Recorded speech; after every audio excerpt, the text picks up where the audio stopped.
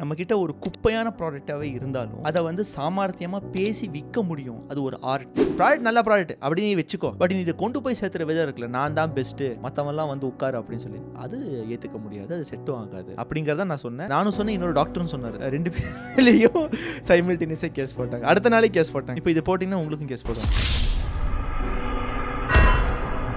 நாம் எது பண்ணாலுமே வந்து பேசுறதுக்கு ஒரு குரூப் இருந்துகிட்டே தான் இருக்கும். நல்லது பண்ணாலும் சரி, தப்பாக பண்ணாலும் சரி, பேசுகிற குரூப் இருந்துகிட்டே இருக்கும். அதனால் நமக்கு ஒரு பாதிப்பு ஏற்படுமா அப்படின்னா கிடையவே கிடையாது. இப்போவும் சரி, ஒரு 6 மாதத்துக்கு முன்னாடி இருந்தாலும் சரி, என்கிட்ட கேட்குறவங்க எல்லாருமே வந்து, சார் யூடியூப்லேருந்து எப்படி ரெவன்யூ எடுக்கலாம், கான்டென்ட் கிரியேட்டர் நீங்கள் பண்ணணும், ஒரு கான்டென்ட் கிரியேட் பண்ணணும்னா உட்காந்து ரொம்ப நேரம் யோசிச்சு R&D பண்ணி ஒரு ஸ்கில்லை பர்ஃபெக்ட் பண்ணி தான் நீங்கள் இறங்கணுங்கிற அவசியம் கிடையாது. You have to start with imperfections only. அது வந்து பேசு பொருளாகணும், நிறைய பேர் பார்த்து உங்களை சிரிக்கணும், கிண்டல் அடிக்கணும், அதிலிருந்து மீம்ஸ் கிரியேட் ஆகணும். இதெல்லாம் வந்து நெகட்டிவ் அப்படின்னு நம்ம நினச்சாலும் இதெல்லாம் இல்லாமல் நம்ம ஜெயிக்க முடியுமானா கண்டிப்பாக இல்லை. இந்த மாதிரியான கான்ட்ரவர்சிஸ் எல்லாம் இல்லாமையே நான் வந்து ஒரு சக்ஸஸ்ஃபுல் பர்சன் ஆயிடுவேன்னா உங்களை யாருமே ஞாபகம் வச்சுக்க மாட்டாங்க. இப்போ உங்ககிட்ட வந்து ஒரு அலாதீன் ஒரு லேம்ப் வருது, அதை ஸ்க்ராட்ச் பண்ணி உங்களுக்கு வந்து ஒரு ஜீனி கிடைக்கிறாங்க. அது வந்து என்ன வேணாலும் பண்ணும், அதுக்கிட்ட ஃபுல் பவர் இருக்குது. ஒரு லைஃப் டைம் அச்சீவ்மெண்ட்டாக நீங்கள் எது வேணாலும் கேட்டுக்கலாம், ஆனால் ஒன்று கேட்கணும்.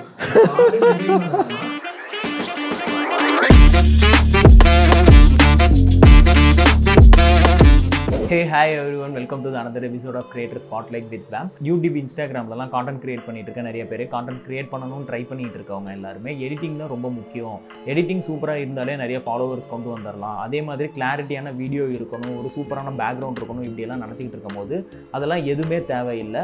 ஒரு பிளாக் அண்ட் ஒயிட் வீடியோவாக இருந்தாலும் அதில் கான்டென்ட் தான் ரொம்ப முக்கியம். உங்கள் கான்டென்ட் வந்து இன்ஃபர்மேட்டிவாகவும் மற்றவங்களுக்கு யூஸ்ஃபுல்லாக இருந்தாலுமே போதும், உங்களுக்கு நிறைய ஃபாலோவர்ஸ் வருவாங்க, உங்களுக்குன்னு ஒரு தனியான ஆடியன்ஸை கிரியேட் பண்ண முடியும் அப்படின்னு ரியல் டைம்ல ப்ரூவ் பண்ணியிருக்க ஒருத்தர் தான் நம்ம இன்னைக்கு கெஸ்டா கூப்பிட்டுருக்கோம். Cheran academy mister Hussain. தமிழ்ல இன்ஃபர்மேட்டிவா யூஸ்ஃபுல்லா கான்டென்ட் கிரியேட் பண்ற கிரியேட்டர்ஸை லிஸ்ட் எடுத்தோம் அப்படின்னா கண்டிப்பா டாப் 10ல சேரன் அகாடமியோட மிஸ்டர் ஹுசேன் இருப்பாங்க. இவங்க கிரியேட் பண்ற கான்டென்ட் எல்லாமே ரொம்பவே யூஸ்ஃபுல்லாகவும் ஒரு செல்ஃப் அவேர்னஸ் கிரியேட் பண்றதாகவும், இந்த மாதிரி விஷயங்கள் இப்படிதான் நடக்குதா அப்படின்னு நம்ம ஷாக்கிங்கா பார்க்கக்கூடிய விஷயங்களாகவும் இருக்கும். அதையே வந்து இவங்க ஒரு ஃபன் எலமெண்டோட பண்ணியிருப்பாங்க. இந்த பாட்காஸ்ட்ல நம்ம கான்டென்ட் கிரியேஷன் மட்டும் இல்லாம நிறைய செல்ஃப் இம்ப்ரூவ்மெண்ட் பத்தி பேசியிருக்கோம். அதே மாதிரி ஒரு பிசினஸ் பண்றவங்களா இருந்தால் அவங்க சேல்ஸ் எப்படி இம்ப்ரூவ் பண்ணணும், பிஸ்னஸை எப்படி ஸ்டேபிளாக ரன் பண்ணணும் அப்படிங்கிற நிறைய இன்சைட்ஃபுல்லான இன்ஃபர்மேஷன்ஸ் எல்லாம் ஷேர் பண்ணியிருக்கோம்.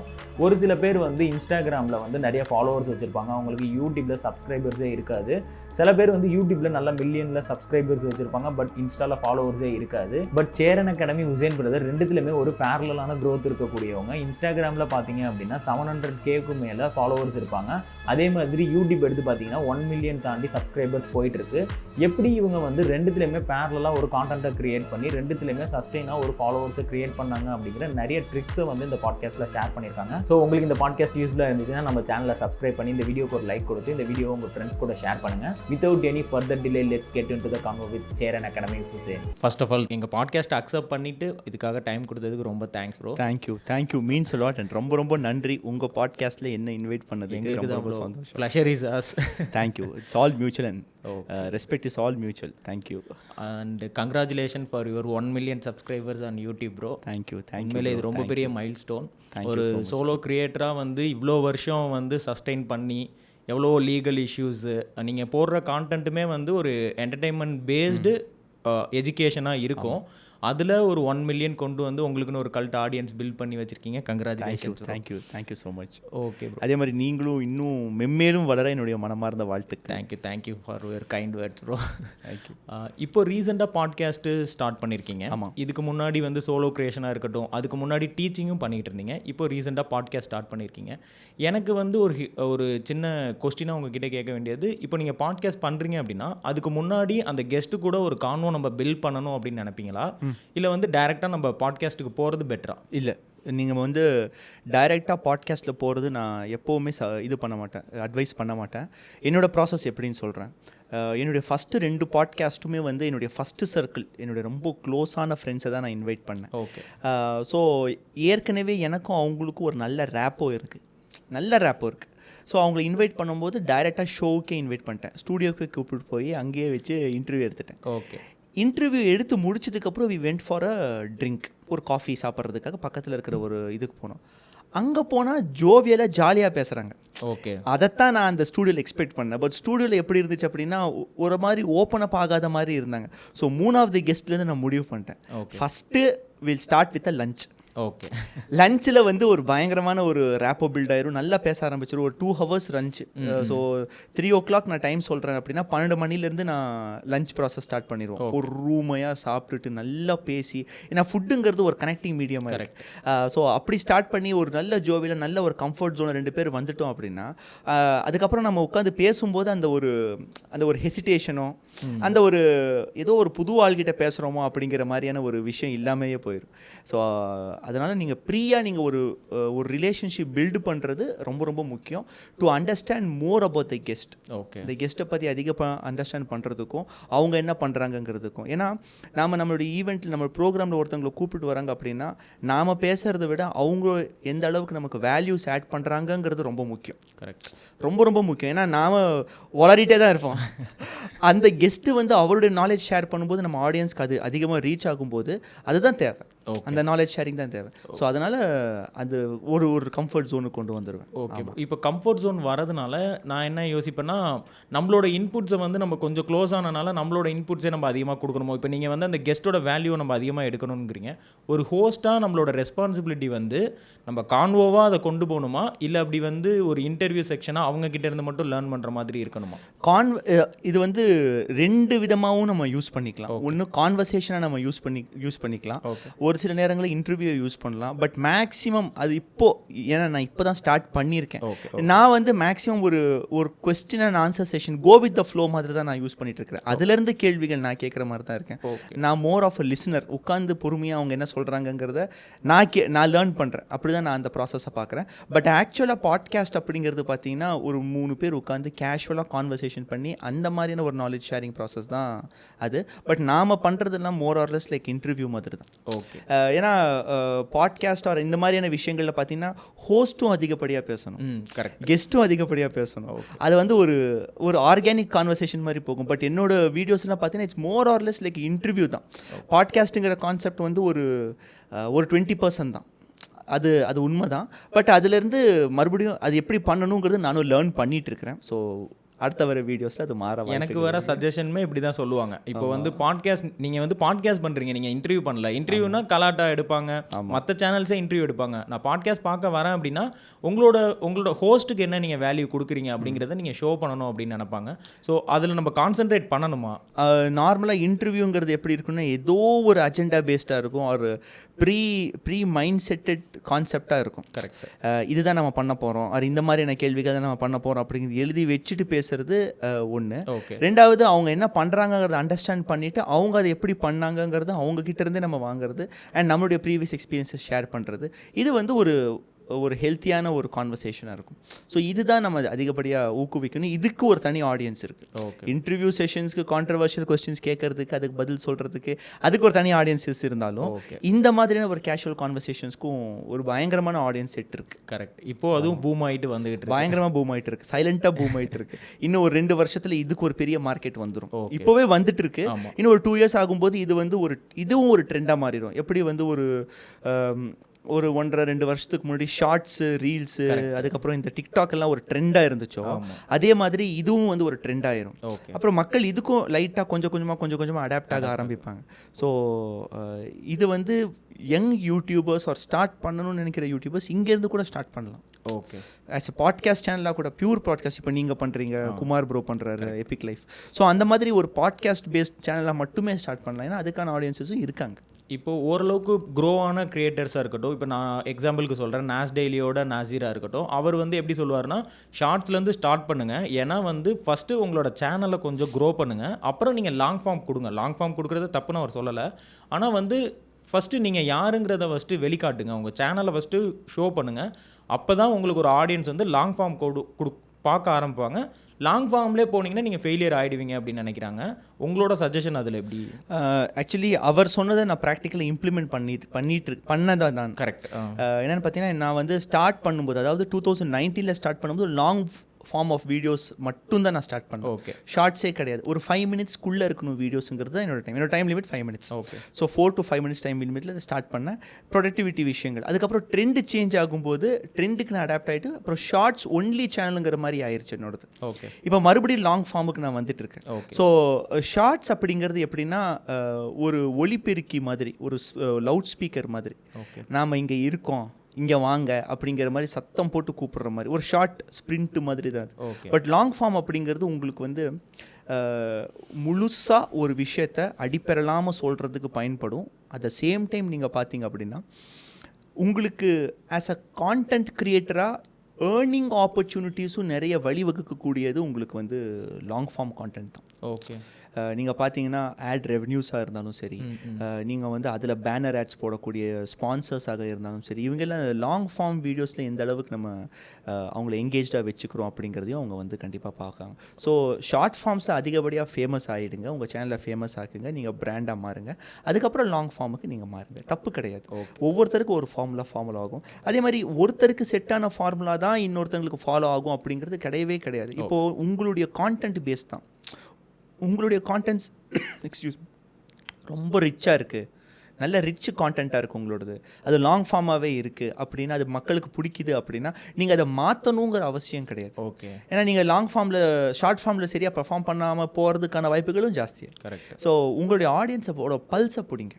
ஒவ்வொருத்தருக்கும் கேம் சேஞ்ச் ஆகும். ஆமாம். ஸோ அப்போ நான் என்ன சொல்வேன்னா, ஆரம்பத்தில் நீங்கள் ஆரம்பிக்கிறீங்க, ஒரு 20 வீடியோ போட்டிங்க, 20 வீடியோ கணக்கில் நான் சொல்கிறேன். ஓகே. 20 வீடியோ போட்டிங்கன்னா பொறுமையாக உட்காந்து கமெண்ட்ஸை படிங்க. ஓகே. இந்த ஸ்டேஜில் நம்ம படிக்கணும் கண்டிப்பாக. கமெண்ட்ஸில் படிச்சிங்க அப்படின்னா அவங்க சொல்லியிருப்பாங்க, இந்த மாதிரி வேணும், இது எங்களுக்கு தேவை, அது எங்களுக்கு வேணும், இது எல்லாமே அவங்க சொல்லும்போது என்ன ஆகும்னா அதை பேஸ் பண்ணி உங்கள் கான்டென்ட்ஸை பிளான் பண்ணுங்கள். ஓகே. ஏன்னா பெருவாரியான மக்கள் என்ன எதிர்பார்க்குறாங்கிறத கமெண்ட்ஸில் சொல்லிவிடுவாங்க. கமெண்ட்ஸை சொல்லும்போது அதுக்கேற்ற மாதிரி கான்டென்ட்ஸை நம்ம ப்ரிப்பேர் பண்ணலாம். ஏன்னா நம்ம க்ரியேட்டிங் சைடில் இருக்கோம். கரெக்ட். ஸோ அதுதான் நான் ஒரு சஜஷனாக சொல்லுவேன். இப்போது நம்ம பாட்காஸ்ட் ஜேர்னி வந்து 1-on-1 வந்து நல்ல பூம் ஆகிட்டு இருக்கு. நம்ம வந்து அதுக்கும் அடாப்ட் ஆகிட்டு இருக்கோம். நமக்கு அதுக்கான செட்டப்பும் வந்து நிறைய பேர் ப்ரொவைட் பண்ணுறாங்க. நம்மளுமே வந்து அதை வந்து செட் பண்ணி பண்ணிக்கிறோம். பட் ஒரு 2 இயர்ஸ்க்கு முன்னாடியே நீங்கள் பாட்காஸ்ட்டுங்கிறத வந்து ஒரு ஜூம் காலில் ஸ்டார்ட் பண்ணியிருந்திருக்கீங்க. ஒரு சின்ன சின்ன விஷயங்களை பற்றி ஒரு எக்ஸ்பர்ட் கிட்ட வந்து டீட்டெயில்ஸ் கேட்குற மாதிரியானது பண்ணிகிட்டு இருக்கீங்க. ஸோ உங்களோட எக்ஸ்பீரியன்ஸில் அந்த ஜூம் கால் வந்து பெட்டர் ரீச் இருக்குது, இல்லை அது வந்து நல்ல கனெக்ட் இருக்குது தமிழ் ஆடியன்ஸ்க்கு கேட்குறேன், இல்லை 1-on-1 டேரெக்டாக பண்ணுறதுல தான் நல்ல கனெக்ட் இருக்குது, நானுமே கெஸ்ட்டு கூட நல்லா கனெக்ட் பண்ண முடியுது அப்படின்னு நீங்கள் எப்படி ஃபீல் பண்ணுறீங்க? ஜூம் பெட்டரா டைரக்ட் பெட்டரா? அந்த டைமுக்கு ஏற்ற மாதிரி ஜூம் பெட்டராக இருந்துச்சு. ஓகே. அந்த நேரத்தில். ஓகே. அப்போ லாக்டவுன் டைம் 2020-21. ஸோ வீட்டில் எல்லாருமே வெட்டியாக இருக்காங்க. எனக்கு தெரிஞ்ச பெரிய பெரிய கனெக்ட்ஸ் எல்லாம் சும்மாவே இருக்காங்க. ஸோ அவங்களுடைய லைஃப் ஜேர்னியை நம்ம உலகத்துக்கு காட்டலாமே அப்படின்னு சொல்லி தான் நான் வந்து ஜூமில் ஸ்டார்ட் பண்ணேன். அது வந்து 1-on-1 செஷன் தான். பட் அது பாட்காஸ்ட் கிடையாது, அது வந்து ப்ராப்பர் இன்டர்வியூ. ஓகே. ஒரு 8 ஸ்டாண்டர்ட் கொஸ்டின்ஸ், எல்லாருக்குமே அந்த 8 கொஸ்டின்ஸ் தான். ஓகே. எந்த கெஸ்ட் வந்தாலும் அந்த 8 கொஸ்டின்ஸ் தான். அந்த 8 கொஸ்டினுக்கு அவங்களுடைய எக்ஸ்பீரியன்ஸ்லேருந்து அவங்க பதில் சொல்கிற மாதிரி. ஓகே.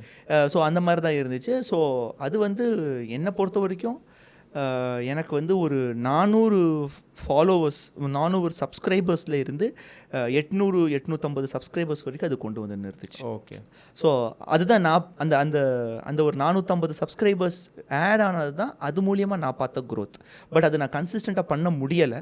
ஏன்னா அதுக்கப்புறம் லாக்டவுன் ஓப்பன் ஆயிடுச்சு, அப்புறம் நாம் பிஸி ஆகிட்டோம், அப்போ டைம் இருந்துச்சு. ஸோ என்னை பொறுத்த வரைக்கும் அது ஒரு டூல் தான். பட் அது மட்டுமே வச்சு நம்மளால் பண்ண முடியுமானா நான் வந்து அது ஒரு ஆப்ஷனாக வைங்கங்கிற மாதிரி தான் நான் சொல்லுவேன். இப்போ என்னென்னா, இப்போ நம்ம எபிக் லைஃப் குமார் ப்ரோவே பார்த்தீங்கன்னா ரிமோட்டில் நிறைய ப்ராட்காஸ்ட் பண்ணுறாங்க. ஒரு சில கெஸ்ட்டு நம்ம கிடைக்கிறதில்ல, வர முடியறதில்ல அவங்களால அப்படிங்கிற இருக்கும்போது ஆன்லைனில் பண்ணிக்கிறாங்க. அதை வந்து அதுக்கேற்ற மாதிரி ஒரு செட்டப்பில் ப்ராப்பராக பண்ணுறாங்க. ஸோ அதை தான் நான் இப்போ என்ன சொல்லுவேன்னா, அந்த ஜூம் இந்த ஆன்லைன் அப்படிங்கிறது ஒரு ஆப்ஷனாக தான் இருக்கணும். ஓகே. இன்பர்சனாக இருக்கிறது அது இன்னுமே வந்து அந்த ஒரு லுக் டச் அண்ட் ஃபீல்னு சொல்லுவாங்க இல்லையா? கரெக்ட். ஸோ அது கொடுக்கும் அப்படிங்கிறத நான் ஆடியன்ஸுக்கும் அப்படி இருக்கும் அப்படின்னு நீங்கள் நினைக்கிறீங்களா? ஏன்னா உங்களோட கமெண்ட்ஸுக்குள்ள வந்து கண்டிப்பாக இருக்கும். ஓகே. அதாவது என்னென்னா, ஒரு பாயிண்டில் வந்து அந்த ஒரு சில பேருக்கு அது கண்டிப்பாக இருக்கும், இல்லைன்னுலாம் சொல்லவே முடியாது. ஆன்லைனுக்கும் ஆஃப்லைனுக்கும் இந்த கான்வர்சேஷனுக்கும். ஏன்னா இப்போது நாம் எந்த அளவுக்கு வெல் கனெக்டடாக இருக்கோமோ, இப்போ நான் உங்க கூட கை குலுக்கி பேச முடியுது, இப்போ வரும்போது ஒரு டாக் இருந்துச்சு, இது ஆன்லைனில் மிஸ் ஆகும். ஓகே. ஒரு ஃபோன் கான்வர்சேஷனுக்கு அப்புறம் நம்ம வந்து போகிற மாதிரி இருக்கும், அந்த ஒரு ஃபீல் இருக்காது என்னை பொறுத்த வரைக்கும். ஓகே. ஸோ அது ஏறக்குறைய ஏதோ ஒரு விதத்தில் ஆடியன்ஸஸ்க்கும் அது தெரியும் கண்டிப்பாக. ஈஸியாக அவங்களும் கனெக்ட் ஆகிடுவாங்க. கனெக்ட் ஆவாங்க. ஆமாம் ஆமாம். இப்போது நீங்கள் சோலோ க்ரியேட்டராக வந்து நம்ம க்ரியேட் பண்ண ஸ்டார்ட் பண்ணியிருக்கோம். எப்படி வந்து நீங்கள் ஓகே நம்மக்கிட்ட இருக்க கனெக்டை வந்து ஒரு ஜூம் காலுக்கு கொண்டு வரலாம், அவங்கக்கிட்ட வந்து கேட்டு அதை ஒரு கான்டென்ட்டாக க்ரியேட் பண்ணலாம் அப்படின்னு ஒரு 2 இயர்ஸ்க்கு முன்னாடியே எதுவும் இன்ஸ்பிரேஷன் ஐடியாவா, இல்லை வந்து ஒரு கான்டென்ட் நம்ம பண்ணணும் இந்த மாதிரி பண்ணலாம் அப்படிங்கிற மாதிரியான சேஞ்ச் டைப்பா? இல்லை, அப்போ நிறைய மீட்டிங்ஸ் வந்து ஜூமில் நடந்துட்டு இருந்துச்சு. ஓகே, சரி ஏன் இதை நம்ம யூஸ் பண்ணிக்கலாம், இது இப்படியும் யூஸ் பண்ணலாமே. அப்போ பார்த்தீங்க அப்படின்னா ஒரு 2-3 ஃபாரின் கான்டென்ட் கிரியேட்டர்ஸ் எல்லாமே வந்து ஜூம் லைவில் எப்படி இன்டெகிரேட் பண்ணுறதுங்கிற மாதிரி 2-3 வீடியோஸ் போட்டிருந்தாங்க. ஸோ இதை வச்சு நம்ம ஏன் நம்ம வந்து இது பண்ணக்கூடாது, ஒரு வீடியோஸ் எடுக்கக்கூடாது அப்படின்னு சொல்லிட்டு என்னுடைய first video I think Lakshmi Kumar அண்ணான்னு சொல்லிட்டு எனக்கு ரொம்ப நெருக்கமான அண்ணா. அவர் வந்து பாடி பில்டிங் ஃபீல்டில் நிறைய எழுதுவார், கட்டுரைகள் எழுதுவார், நல்ல எக்ஸ்பர்டைஸ், நல்ல நாலேஜ். அண்ணாவை தான் நான் அநேகமாக ஃபஸ்ட்டு கெஸ்ட்டாக கூப்பிட்டுருந்தேன்னு நினைக்கிறேன். ஸோ அவர்கிட்ட பேசும்போது சரிப்பா பண்ணலாம் அப்படின்னாரு. ஸோ அதுலேருந்து ஸ்டார்ட் பண்ணது தான், அதில் ஒரு டேஸ்ட் கிடச்சிச்சு. ஸோ அதுலேருந்து ஸ்டார்ட் பண்ணது தான் அது. ஆமாம். இப்போது நீங்கள் மார்க்கெட்டிங், அந்த சேல்ஸ், அப்புறம் பிராண்ட் பற்றியெல்லாம் நிறையா வந்து நம்ம ஷார்ட்ஸ் மாதிரி கான்டென்ட் க்ரியேட் பண்ணுறோம். இதில் வந்து நம்ம ஒரு ஆத்தென்டிகேட் இருக்கிறனால தான் நம்ம அப்படி க்ரியேட் பண்ணுறோம். அது உங்களுக்கு வந்து அந்த இன்ட்ரெஸ்ட் எப்படி வந்துச்சு? ஒரு சேல்ஸில், ஒரு மார்க்கெட்டிங்கில் நம்ம வந்து ஒரு ஜாபை பண்ணுறோம், அதுலேருந்து ஒரு கான்டென்ட் க்ரியேட் பண்ணலாங்கிற இன்ட்ரெஸ்ட் எப்படி வந்துச்சு? அதாவது என்னென்னு பார்த்தீங்கன்னா, இப்போ நான் உங்ககிட்ட ஒரு சிம்பிளான ஒரு கொஸ்டின் கேட்குறேன். நீங்கள் காலையில் எந்திரிச்ச உடனே அதுவும் வேணாம், ஒரு 3 டூத் பேஸ்டோட நேம் சொல்லுங்கள். Pepsodent, Colgate. சரி, ஓகே. இப்போ நீங்கள் சொன்ன அந்த 2 டூத் பேஸ்ட்டுமே வந்து it's not paste out of India. Okay. அவங்க வந்து நம்ம ஏன் கோபால் பல்பொடி சொல்லலை, பயோரியா பல்பொடி இருக்குது, ஓகே, வீகோ டர்மரிக் இருக்குது. இது எல்லாமே உங்கள் மைண்ட்லேயே உட்காரலையே. கரெக்ட். இந்த 2 தானே நம்ம டூத் பேஸ்ட்னு சொன்னோன்னா நெக்ஸ்ட் செகண்ட் இந்த 2 தானே நீங்கள் சொல்கிறீங்க. அப்போது இவங்க இந்த மாதிரி நம்ம மைண்டில் உட்கார வைக்கிறதுக்கு என்ன டெக்னிக் யூஸ் பண்ணாங்க, ஓகே, என்ன ஸ்ட்ராட்டஜிஸ் யூஸ் பண்ணாங்க, நம்மளை எப்படி ஸ்டடி பண்ணாங்க, நம்மளை எப்படி காசாக மாற்றுறாங்க, இதை நம்ம சொல்லணும், இதை பற்றி நம்ம படிக்கலாம் அப்படிங்கிற ஒரு இன்ட்ரெஸ்ட்டு தான். ஏன்னா நான் சேல்ஸ் ஃபீல்டில் இருக்கிறேன். எனக்கு சேல்ஸில் எப்படி இன்ட்ரெஸ்ட் வந்துச்சு அப்படின்னா, நான் காலேஜ் படிச்சுட்டு இருக்கும்போது ஒரு பெரிய எம்என்சி கம்பெனியில் சேல்ஸில், நான் மெக்கானிக்கல் டிபார்ட்மெண்ட். ஓகே. ஸோ அந்த இன்டர்ன்ஷிப் போகணும் வெக்கேஷன் டைமில். இன்டர்ன்ஷிப் அப்படிங்கிறது ஒரு கம்பெனியில் போய் ஒரு 15 நாள் ஒர்க் பண்ணணும். நான் போய் ஒர்க் பண்ண அந்த கம்பெனியில் வந்து சேல்ஸில் தான் போனேன் நான். ஓகே. எனக்கு தெரியாமல் போயிட்டேன் நான். பட் அதுக்கப்புறம் போகும்போது தான் தெரிஞ்சு, அதுக்குள்ளே போனதுக்கப்புறம் தான் தெரிஞ்சு சேல்ஸுங்கிறது எவ்வளோ முக்கியம் ஒரு கம்பெனிக்கு. நம்மக்கிட்ட ஒரு குப்பையான ப்ராடக்டாகவே இருந்தாலும் அதை வந்து சாமர்த்தியமாக பேசி விற்க முடியும். அது ஒரு ஆர்ட்டு. அப்போ தான் சேல்ஸுக்கும் மார்க்கெட்டிங்க்கும் இருக்கிற வித்தியாசங்கள் என்னென்ன அப்படிங்கிறது அங்கே தான் வந்து லேர்ன் பண்ணுறேன். நல்ல பெண்டு நிமித்துனாங்க. ஸோ ஒரு கம்பெனியோட ஹார்ட் அப்படிங்கிறது சேல்ஸ் தான் அப்படிங்கிறது நான் அங்கே தான் தெரிஞ்சுக்கிட்டேன். ஸோ அதை பேஸ் பண்ணி கண்டென்ட் பண்ணலாம், அதை பேஸ் பண்ணி பிஸ்னஸே பண்ணலாம் அப்படிங்கிறது அப்போத்துலேருந்து எனக்கு ஒரு ஐடியா இருந்துச்சு. அதுதான் நான் ஒரு லெக்சரராக இருந்து வெளியே வரும்போது அதை பேஸ் பண்ணி ஒரு பிஸ்னஸ் ஸ்ட்ராட்டஜிஸ் இதெல்லாம் பண்ணிகிட்டு இருந்தோம். அதுக்கப்புறம் பார்த்திங்க அப்படின்னா அதுக்கப்புறம் கம்பெனிஸை ஸ்டடி பண்ணும்போது இவங்க இது இப்படி பண்ணுறாங்க, இதை மக்களுக்கும் சொல்லலாமே, சிம்பிளிஃபை பண்ணி சொல்லலாமே அப்படிங்கிறது தான் என்னுடைய கான்டென்ட்ஸ் மாறிச்சு. மற்றபடி அஜெண்டா வேஸ்டெல்லாம் எதுவுமே. ஓகே. ஒரு ஆக்சிடெண்ட்டோ ஒரு இதாவோ வந்து நம்ம சேல்ஸில் போயிட்டு ஒரு எக்ஸ்பீரியன்ஸ் எடுத்தனால தான் இந்த மாதிரி ஒரு இன்ட்ரெஸ்ட் வந்துச்சு. இப்போது பிகினிங் உங்களோட யூடியூப் வீடியோலாம் பார்த்தோம் அப்படின்னா அதில் வந்து ஒரு லெக்சர் கொடுக்குற மாதிரி தான் இருக்கும். பட் ஒரு கான்செப்டாக பேசியிருப்பீங்க, மோட்டிவேட்டட் கான்செப்டாக இருக்கட்டும், இல்லை வந்து இன்கம் எப்படி ஜென்ரேட் பண்ணுறது அப்படியே இருக்கட்டும், ஒரு லெக்சர் கொடுக்குற மாதிரி தான் பேசியிருப்பீங்க. ஸோ அதுக்குன்னு நம்ம ஏதாவது ட்ரைனிங் இல்லை வந்து ஏதாவது நம்ம பண்ணியிருக்கோமா, அந்த கை வச்சு இப்படி பேசுகிறது, இல்லை வந்து ஒரு ஸ்மைலிங் ஃபேஸோட ப்ரெசன்டேஷன் கொடுக்குறது அந்த மாதிரி? இல்லை, இது வந்து எனக்கு எக்ஸ்பீரியன்ஸில் தான் வந்துச்சு. நான் ஒரு 7 வருஷம் காலேஜில் ஒர்க் பண்ணியிருக்கிறேன், அசிஸ்டன்ட் ப்ரொஃபஸராக. லெக்சரராக ஸ்டார்ட் பண்ணி அசிஸ்டன்ட் ப்ரொஃபஸராக போயிருக்கேன். ஸோ அந்த அனுபவம் எனக்கு அங்கே வந்தது. அந்த அனுபவம் தான் அங்கே எனக்கு யூஸ் ஆச்சு. ஆக்சுவலி என்னென்னு பார்த்தீங்கன்னா, கேமரா ஃபியரே இல்லாமல் பேசுகிறதுக்கு ஒரு முக்கியமான வழியே வந்து காலேஜ் எக்ஸ்பீரியன்ஸ் தான், டீச்சிங் எக்ஸ்பீரியன்ஸ் தான். ஸோ என்னுடைய ஆசிரியர் திரு சதீஷ்குமார் சார், ஸோ அவருடைய மேற்பார்வையில் நாங்கள்லாம் வந்து ட்ரெயின் ஆகிறோம். நான் இன்னும் என்னுடைய நண்பர்கள் 3 பேர் ட்ரெயின் ஆகிறோம். ஸோ அவருடைய பட்டறையிலேருந்து வந்தவன் நான். ஸோ அதுதான் எனக்கு வந்து ஒரு மிகப்பெரிய பலமாக அமைஞ்சது. அதுக்குன்னு எக்ஸ்ட்ரா கோர்ஸ் இல்லை நம்ம வந்து இல்லைங்க. நான் அதாவது என்னென்னா, நான் காலேஜில் சேரும்போது, லெக்சரராக சேரும்போது ஒரு பேசிக் டீச்சிங் அசிஸ்டண்ட்டாக தான் சேர்ந்தேன். எடுத்த உடனே கிளாஸஸ் கொடுக்க மாட்டாங்க. ஓகே. அப்போது அந்த டைமில் நான் சொல்கிறது 2009 2010, அதாவது ப்ரொஃபஸர்ஸ் இருப்பாங்க, அவங்களுக்கு நோட்ஸ் எடுத்து கொடுக்கணும். அப்படி தான் ஸ்டார்ட் பண்ணுறேன். அவங்களுக்கு நோட்ஸ் எடுத்து கொடுக்கணும், அவங்களுடைய ஒரு சில விஷயங்கள் பண்ணணும், ஒரு கிளாஸ் 2 கிளாஸு, இப்படி ஸ்டெப் பை ஸ்டெப்பாக தான் நான் வந்து டீச்சிங்குள்ளேயே போகிறேன். அப்புறம் ஒரு கிளாஸுக்கு எப்படி ப்ரிப்பேர் ஆகணும். ஓகே. நம்ம வந்து ஆவரேஜாக ஒரு 3 ஹவர்ஸ் உட்காந்து ஒரு லெக்சரர் கிளாஸ் ப்ரிப்பேர் பண்ணால் தான் 40 மினிட்ஸ் கரெக்டாக டெலிவர் கொடுக்க முடியும். அப்போ அந்த 3 மணி நேரத்தை ஷ்ரிங்க் பண்ணி 40 நிமிஷத்தில் நம்ம அந்த ஸ்டூடெண்ட்ஸ்க்கு கொடுக்கணும். அதே மாதிரி ஒரு கிளாஸை எப்படி ஹேண்டில் பண்ணுறது, ஒரு க்ரௌடை எப்படி மேனேஜ் பண்ணுறது, ஒருவேளை நமக்கு எதுவுமே தெரியல அப்படின்னா கூட, படிக்கலை, அந்த டைம் ப்ரிப்பேர் பண்ணலை, ஏதோ ஒரு சந்தர்ப்ப சூழ்நிலைகள்னாலும் அந்த செஷனை எப்படி நம்ம ஹேண்டில் பண்ணி வச்சுக்கிறது, ஸ்டூடெண்ட்ஸ் எப்படி என்கேஜ் பண்ணிக்கிறது, அப்புறம் ஸ்டூடெண்ட்ஸோட பல்ஸை எப்படி அண்டர்ஸ்டாண்ட் பண்ணிக்கிறது, இது எல்லாமே நான் லேர்ன் பண்ண ஒரு விஷயம் என்னன்னு பார்த்தீங்கன்னா காலேஜ் தான். ஓகே, டீச்சிங் தான். ஓகே. ஸோ இதுதான் எனக்கு இப்போ யூஸ் ஆகுது. அதனால தான் நான் வந்து அந்த ட்ரெண்டில் எப்படி யோசிக்கிறாங்க, ஒரு பையன் எப்படி யோசிப்பான், ஒரு யூத் எப்படி யோசிக்கும் அப்படிங்கிறது எனக்கு அண்டர்ஸ்டாண்ட் ஆனதுக்கு ரீசனே அதுதான். கன்ஃபார்மாக சொல்ல முடியும் அது. ஸோ அந்த எக்ஸ்பீரியன்ஸ் அங்கே தான் வந்துச்சு. இப்போது நீங்கள் காலேஜ் முடித்த உடனே இந்த அதாவது உங்களோட டிகிரி முடித்த உடனே இங்கே வந்துட்டிங்களா லெக்சர் வந்துட்டேன். அப்போ அந்த டைம் ஒரு 6 மாதம் சும்மா இருந்தேன் வீட்டில். ஓகே. அதுக்கப்புறம் பார்த்தீங்க அப்படின்னா சும்மா போனது காலேஜில்.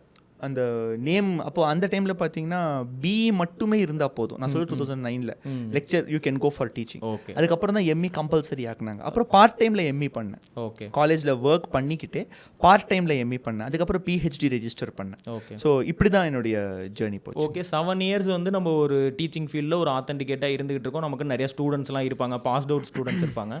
அவங்க வந்து இருக்கும் போதும் நம்ம இப்படி ஒரு கான்டென்ட் கிரியேட் பண்ணணும் அப்படிங்கிற ஒரு கட்ஸ் ஃபீல் எப்படி வந்துச்சு? இல்லை, காலேஜ் முடிச்சதுக்கப்புறம் தான், காலேஜ் வெளியே வந்ததுக்கப்புறம் தான், காலேஜில் 2016 வெளியே வரேன். கான்டென்ட் கிரியேஷனுங்கிறது 2019 தான் நான் பண்ணுறேன். ஓகே. ஆமாம். அப்போயுமே உங்களுக்கு ஒரு ஆத்தென்டிகேட் இருந்திருக்கும்ல. இப்போ வந்து நம்ம வந்து ஒரு வீடியோ போடுறோம் அப்படின்னா நம்ம ஸ்டூடெண்ட்ஸ்லாம் வந்து கிண்டல் பண்ணுவாங்க. அதுவும் வந்து மோனோ ஆக்டிங்காக மாறுற வரைக்கும் எப்படி ஒரு கட்ஸ் ஃபீல் வந்துச்சு? இல்லைங்க, ஆக்சுவலி என்னென்னா என்னோடய ப்ராசஸ் ஒன்று தான், ரொம்ப சிம்பிள் தான். நாம் எது பண்ணாலுமே வந்து பேசுகிறதுக்கு ஒரு குரூப் இருந்துகிட்டே தான் இருக்கும். ஓகே.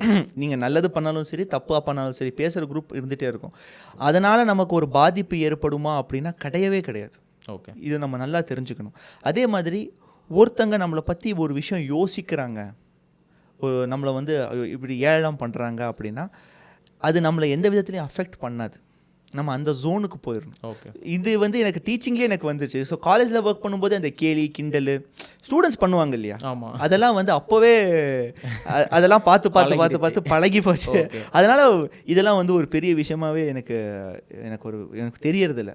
அதே மாதிரி எனக்கு ஒரே ஒரு டைம் மட்டும் யோசித்தேன். என்னென்னா நம்ம நார்மல் லெக்சரர் டைப் கண்டென்ட் சொன்ன மாதிரி, நீங்கள் சொன்ன மாதிரி ஆரம்பத்தில் லெக்சரர் டைப் கண்டென்ட்லேருந்து ஆக்டிங் மாதிரியான ஒரு கான்டென்ட்ஸ் கொடுக்கலாம் அப்படிங்கிற மாதிரி அந்த டிரான்சாக்ஷன் பண்ணும்போது மட்டும்தான் எனக்கு கொஞ்சம் ஹெசிடேஷனாக இருந்துச்சு. சரி, நம்ம இதோ ஒன்று பண்ணுறோம், எனக்கே தெரியுது காமெடி பண்ணுறோம் அப்படின்னு. ஸோ இதுக்கு என்ன சொல்லுவாங்க, ஏது சொல்லுவாங்க அப்படிங்கிற ஒரு ஹெசிடேஷன் இருந்துச்சு. அதுக்கப்புறம் துணிந்த பின் பயம் எதுக்கு தான் ஆரம்பிச்சிட்டோம். அதுக்கப்புறம் திரும்பி பார்க்க, நோ லுக்கிங் பேக். அது கன்சிஸ்டண்ட்டாக தப்போ ரைட்டோ ஆரம்பிச்சிடணும், செய்ய ஆரம்பிச்சிடணும். அதுக்கப்புறம் அது பர்ஃபெக்ட் ஆகிரும். அது வந்து ஒரு எக்ஸாம்பிளே சொல்லணும்னா என்னுடைய எடிட்டிங் ப்ராசஸே தான். ஓகே. நான் யூடியூப் வீடியோஸ் சேனல் ஸ்டார்ட் பண்ண புதுசில் வந்து பிரசாந்த்னு ஒரு தம்பி இருந்தார். அப்படி அவர் தான் எனக்கு எல்லா எடிட்டிங்கும் பண்ணுவார். அவர் காலேஜில் படிச்சுட்டு இருந்தார். அப்போ அவர் காலேஜ் படித்து ஈவினிங் வந்து அதுக்கப்புறம் நான் எடுத்து வச்சுருந்த வீடியோஸை அவர் எடிட் பண்ணுவார். நான் சொல்கிறத அவர் வந்து சரியாக அவருக்கு வந்து புரியாது. ஓகே. நாம் ஒரு விஷயம் சொல்கிறோம், அது எனக்கே சொல்ல வராது முதல்ல. அது அவர் ஒரு விதத்தில் கன்சீவ் பண்ணிட்டு ஒரு வீடியோஸ் போடுவார். அப்புறம் எனக்கு எடிட்டிங் பயம் சீரியஸாகவே. நமக்கு எதுக்கு தேவையில்லாத விஷயத்தை பார்த்தாலே ஒரு மாதிரி இருக்கும். அவர் அந்த ப்ரீமியர் ப்ரோலாம் ஓப்பன் பண்ணி வச்சுட்டு அப்படி நமக்கு அதை பார்த்தாலே பயமாக இருக்கும். ஸோ லாக்டவுன் வந்துச்சு. அதுக்கப்புறம் அந்த வீடியோஸ் எல்லாம் அனுப்ப முடியாத வரனால ஸோ இந்த டைமில் தான் உட்காந்து எடிட்டிங் லேர்ன் பண்ணுறேன், எப்படி பண்ணணும். ஒரு விஷயம் சொல்லுவாங்க இல்லையா, நம்ம once you start doing the things that you fear your weakness becomes your strength. Correct. அந்த ப்ராசஸ் தான். ஸோ நான் எடிட்டிங் பண்ண ஆரம்பித்ததுக்கப்புறம் பார்த்திங்க அப்படின்னா ஒரு கான்ஃபிடென்ஸ் வர ஆரம்பிச்சிருச்சு. தப்பாக தான் பண்ணேன், ரொம்ப கேவலமாக தான் இருந்துச்சு. அங்கங்கே மிஸ் ஆகும், இதெல்லாம் ஜோல்ட்டாக இருக்கும், அப்படி இப்படின்னு இருக்கும். அப்புறம் போக போக போக போக போக அது எப்படி இன்னும் ஸ்ட்ரீம்லைன் பண்ணணும், அது தீட்ட அது சரியாயிருச்சு. ஒரு மாதிரி ரிஃபைனாக ப்ராப்பராக வர ஆரம்பிச்சிருச்சு. ஸோ பயந்தது எடிட்டிங்க்கு மட்டும்தான். ஓகே. இப்போது நீங்கள் ஃபஸ்ட்டு அந்த லெக்சரர் கண்டென்ட் கொடுத்துட்டு இருக்கும்போது இதை மோனோ ஆக்டிங்காக கொடுக்கலாம் அப்படிங்கிறதுக்கு வந்து உங்களோட இந்த ஃபஸ்ட்டு கொடுத்த கண்டென்ட் வியூ போகாதது காரணமா, இல்லை இன்னும் கொஞ்சம் நம்ம பெட்டராக கொடுப்போம் அப்படிங்கிற? இல்லை, ஆக்சுவலி என்னென்னா இன்னும் கொஞ்சம் பெட்டர் அப்படிங்கிறத விட அடுத்து எப்படியெல்லாம் கொடுக்கலாம், இன்னும் பெட்டர் அப்படிங்கிறத விட வேறு என்ன அப்டேட்டடாக கொடுக்கலாம், அப்படிங்கிற அந்த தேடல் தான். அந்த தேடல் பயங்கரமாக இருந்துச்சு எனக்கு. அப்போது அந்த டைமில் தான் நான் எல்லா இடத்துலையுமே சொல்வேன். ஜாஷூ டு சன்யன்னு சொல்லி ஒரு கான்டென்ட் கிரியேட்டர், அவர் மோனோ ஆக்டிங் பண்ணிட்டு இருப்பார், டுவல் ஆக்டிங். இந்த மாதிரி இப்போ நான் எப்படி வீடியோஸ் போடுறேன்னா அந்த மாதிரி ட்ரிபிள் ஆக்டிங் எல்லாம் பண்ணுவார். ஸோ அந்த மாதிரி வீடியோஸ் நம்ம ஏன் பண்ணக்கூடாதுன்னு சொல்லி ஸ்டடி பண்ணிவிட்டு நம்ம ஊரில் யார் பண்ணுறாங்கன்னு பார்த்தா ஜம்ப் கட்ஸ் பண்ணிட்டு இருந்தார். அவர் வந்து என்டர்டெயின்மெண்ட் பேஸ் வீடியோஸ் பண்ணார். அதுக்கப்புறம் அந்த டைமில் பார்த்தீங்கன்னா ஃபைனான்ஸ் வித் ஷரண் எல்லாம் பார்த்தீங்கன்னா அப்போ தான் கான்டென்ட் பேஸ், அதாவது வேல்யூ பேஸ்ட் கான்டென்ட்ஸை என்டர்டெயின்மெண்ட்டில் கொடுத்துட்டு இருந்தார். அதுக்கப்புறம் சரி இது நாம் கொடுக்கலாம் அப்படின்னு சொல்லிட்டு தான் கொஞ்சம் கொஞ்சமாக அப்படி அவங்கள பார்த்து காப்பி அடித்து கொஞ்சம் கொஞ்சமாக ஸ்டார்ட் பண்ணது தான். அதுதான் வந்து அந்த சேஞ்ச் ஓவர் ஆனது. இந்த பிகினிங் ஸ்டேஜில் நம்ம எப்படி யோசிப்போம்னா, இப்போ நான் ஒருத்தரை பார்த்து இன்ஸ்பயர் ஆகிறேன் அப்படின்னா ரொம்ப பிகினிங் ஸ்டேஜில் அதை பற்றி நம்ம சொல்கிறதுக்கே வந்து தயக்கப்படுவோம். இப்போ வந்து அட்லியை வந்து எல்லோரும் ஓட்டுறாங்க, இல்லை வந்து இன்னுமே வந்து அது இருந்துக்கிட்டு தான் இருக்குது. ஸ்டீல் லைக் ஆர்டிஸ்ட்டாக இருந்தாலுமே இன்னுமே வந்து அந்த பிகினிங்கில் வந்து ஸ்டார்ட் பண்ணுறவங்களுக்கு நான் வந்து இங்கேருந்து பார்த்து பண்ணுறேன் அப்படிங்கிற சொல்கிறதுக்கு ஒரு மெச்சூரிட்டி வரதில்லை. அப்போது அப்படி ஸ்டார்ட் பண்ணும் போது நீங்கள் இங்கேருந்து நாங்கள் காப்பி பண்ணுறேன் அப்படிங்கிறத ஹெசிடேட் இல்லாமல் ஸ்டார்ட் பண்ணுறதுக்கு ரீசன் இல்லை மெச்சூரிட்டி அப்போயே வந்துருச்சா? இல்லை, ஆக்சுவலி என்னென்னா அது பிஸ்னஸ் மெச்சூரிட்டி தான். ஓகே. என்னென்னா பிஸ்னஸில் பார்த்தீங்க அப்படின்னா 2 விஷயங்கள் என்றைக்குமே பண்ணணும். இது நான் நிறைய இடங்களில் சொல்கிறேன். 2 வெக்கங்கெட்ட விஷயங்கள் பண்ணணும். ஒன்று ஷேம்லெஸ்லி ஆஸ்க். ஓகே. வெக்கம் இல்லாமல் கூச்சப்படாமல் கேட்கணும். இப்போ நாம் இந்த இன்டர்வியூவே பண்ணிகிட்டு இருக்கிறதுனால நீங்கள் கேட்டங்காட்டிக்கு தான். நான் நிறைய பேர் இன்டர்வியூ பண்ணுறதே நான் அவங்கக்கிட்ட ஷேம்லெஸ்லி ஆஸ்க் பண்ணும்போது தான். ஸோ நமக்கு ஒரு விஷயம் வேணும். இது பிஸ்னஸும் சரி, நம்ம லைஃப்லையும் சரி, நம்ம கூச்சப்படாமல் ஐயோ அப்படிங்கிற மாதிரி யோசிக்காமல் வி ஷுட் ஷேம்லெஸ்லி ஆஸ்க். இந்த ஒரு பழக்கத்தை நம்ம வளர்த்திக்கணும். 2வது ஷேம்லெஸ்லி காப்பி. ஒரு விஷயம் ஒருத்தங்களுக்கு சக்ஸஸ்ஃபுல்லாக ஓடிட்டு இருக்கு, நல்ல பெரிய லெவலில் போயிட்டுருக்கு, அதை நாம் அப்படியே இல்லைனா கூட ஒரு சில மைனர் மாடிஃபிகேஷன்ஸில் காப்பி அடிச்சு அது ஹிட் ஆகும். இதுக்கு நீங்கள் அட்லியே நீங்கள் ஒரு எக்ஸாம்பிளாக சொல்லலாம். நம்ம ஊரில் இருக்கிற 4-5 படத்தை எடுத்து கொத்து பரோட்டா போட்டு அவர் ஒரு படத்தை அங்கே போட்டார். அது எந்த அளவுக்கு ஹிட்டுங்கிறது நமக்கு தெரியும். கரெக்ட். அது வந்து 600-700 கூட அப்படி அந்த அளவுக்கு எக்ஸார்பிடன்ட் ஹிட்டு. பட் அது ஒர்க் அவுட் ஆச்சா இல்லையா? அது விவேக் சார் ஒரு சாமி படத்தில் ஜோக் சொல்கிற மாதிரி தான். இது உங்களுக்கு வேணால் பழசாக இருக்கலாம், அது அவளுக்கெல்லாம் புதுசு அப்படிமாதிரி. அந்த மாதிரி கான்செப்ட் அந்த மாதிரி தான். அவங்களுக்கு அது புதுசாக இருந்திருக்கு, அவங்களுக்கு அதை பார்த்தோன்னா ஓ இப்படியெல்லாம் பயங்கரமாக இருக்கே அப்படிங்கிற மாதிரி பார்த்துருக்கலாம். ஸோ அதுதான் நான் சொல்வேன். இந்த 2 விஷயங்கள் நம்ம பிஸ்னஸில் என்றைக்குமே பண்ணணும். இதே தான் நான் கான்டென்ட் க்ரியேஷன்லேயும் பண்ணேன். ஓகே. அங்கே ஒர்க் அவுட் ஆகுது, சரி இது இவனுக்கு மட்டும்தான் அப்படிங்கிறதுலாம் எதுவுமே கிடையாது. சரி அதை ஏன் நாம் ட்ரை பண்ணக்கூடாது? ஜாஷோட கான்டென்ட்ஸை எடுத்து அந்த மாதிரியான ஒரு டூவல் ஆக்டிங் பண்ணி ஏறக்குறைய அவர் அப்படியே அட்டை காப்பி அடித்தேன் நான். ஓகே. அவர் வந்து முடிக்கும்போது where did you learn this அப்படின்னு சொல்லிட்டு சொல்லு, ஜாஷூ டு சானியா அப்படின்னு சொல்லி ஒரு சிரிப்பார். அதை அப்படியே நான் where did you learn this அப்படி இதுங்கிறது கற்றுக்கிட்டேன்னா சேரனை கேட்டேன் அப்படின்னு சொல்லி நான் போட்ட டைம் எல்லாம் இருக்கு. அதான் சொல்லுவார், இது எப்படி உனக்கு தெரியும், நான் அவரை ஃபாலோ பண்ணுறேன். அது அப்படியே அப்பட்டமாக காப்பி அடிச்சு அதுக்கப்புறம் அதை எப்படி ரீபிராண்ட் பண்ணலாம், இது இன்னுமே எப்படி நம்ம ரிஃபைன் பண்ணலாம் அப்படிங்கிற மாதிரி பார்க்கும்போது தான் நம்ம மற்ற விஷயங்கள்லாம் உள்ளே கொண்டு வரோம். கொலோக்கியல் லாங்குவேஜ், அதுக்கப்புறம் ஒரு சில வேர்ட்ஸை ரிப்பீட்டடாக பேசுறது, நொட்டு டப்பி சாத்திட்டு போ, அட்டையை சாத்திட்டு கிளம்பு, இதெல்லாம் ரிப்பீட்டடாக பேசுறதுக்கான ரீசன் என்ன, that it self will become a brand. Okay. அதுதான். அது எப்படி மைண்ட்ஃபுல்லாக வந்து அந்த வேர்டை யூஸ் பண்ணுறீங்களா? இப்போ நான் வந்து எப்படி கேட்குறேன்னா, ஒரு வாட்டி ஒரு வீடியோவில் ட்ரை பண்ணியிருந்திருப்பீங்க, அது வந்து நல்ல அவுட்புட் கொடுக்குதுன்னு தெரிஞ்சனால அதை ரிப்பீட்டடாக பண்ணுறோமா, இல்லை ஓகே ஒரு 10 வீடியோவுக்கு இதை பண்ணிடுவோம்?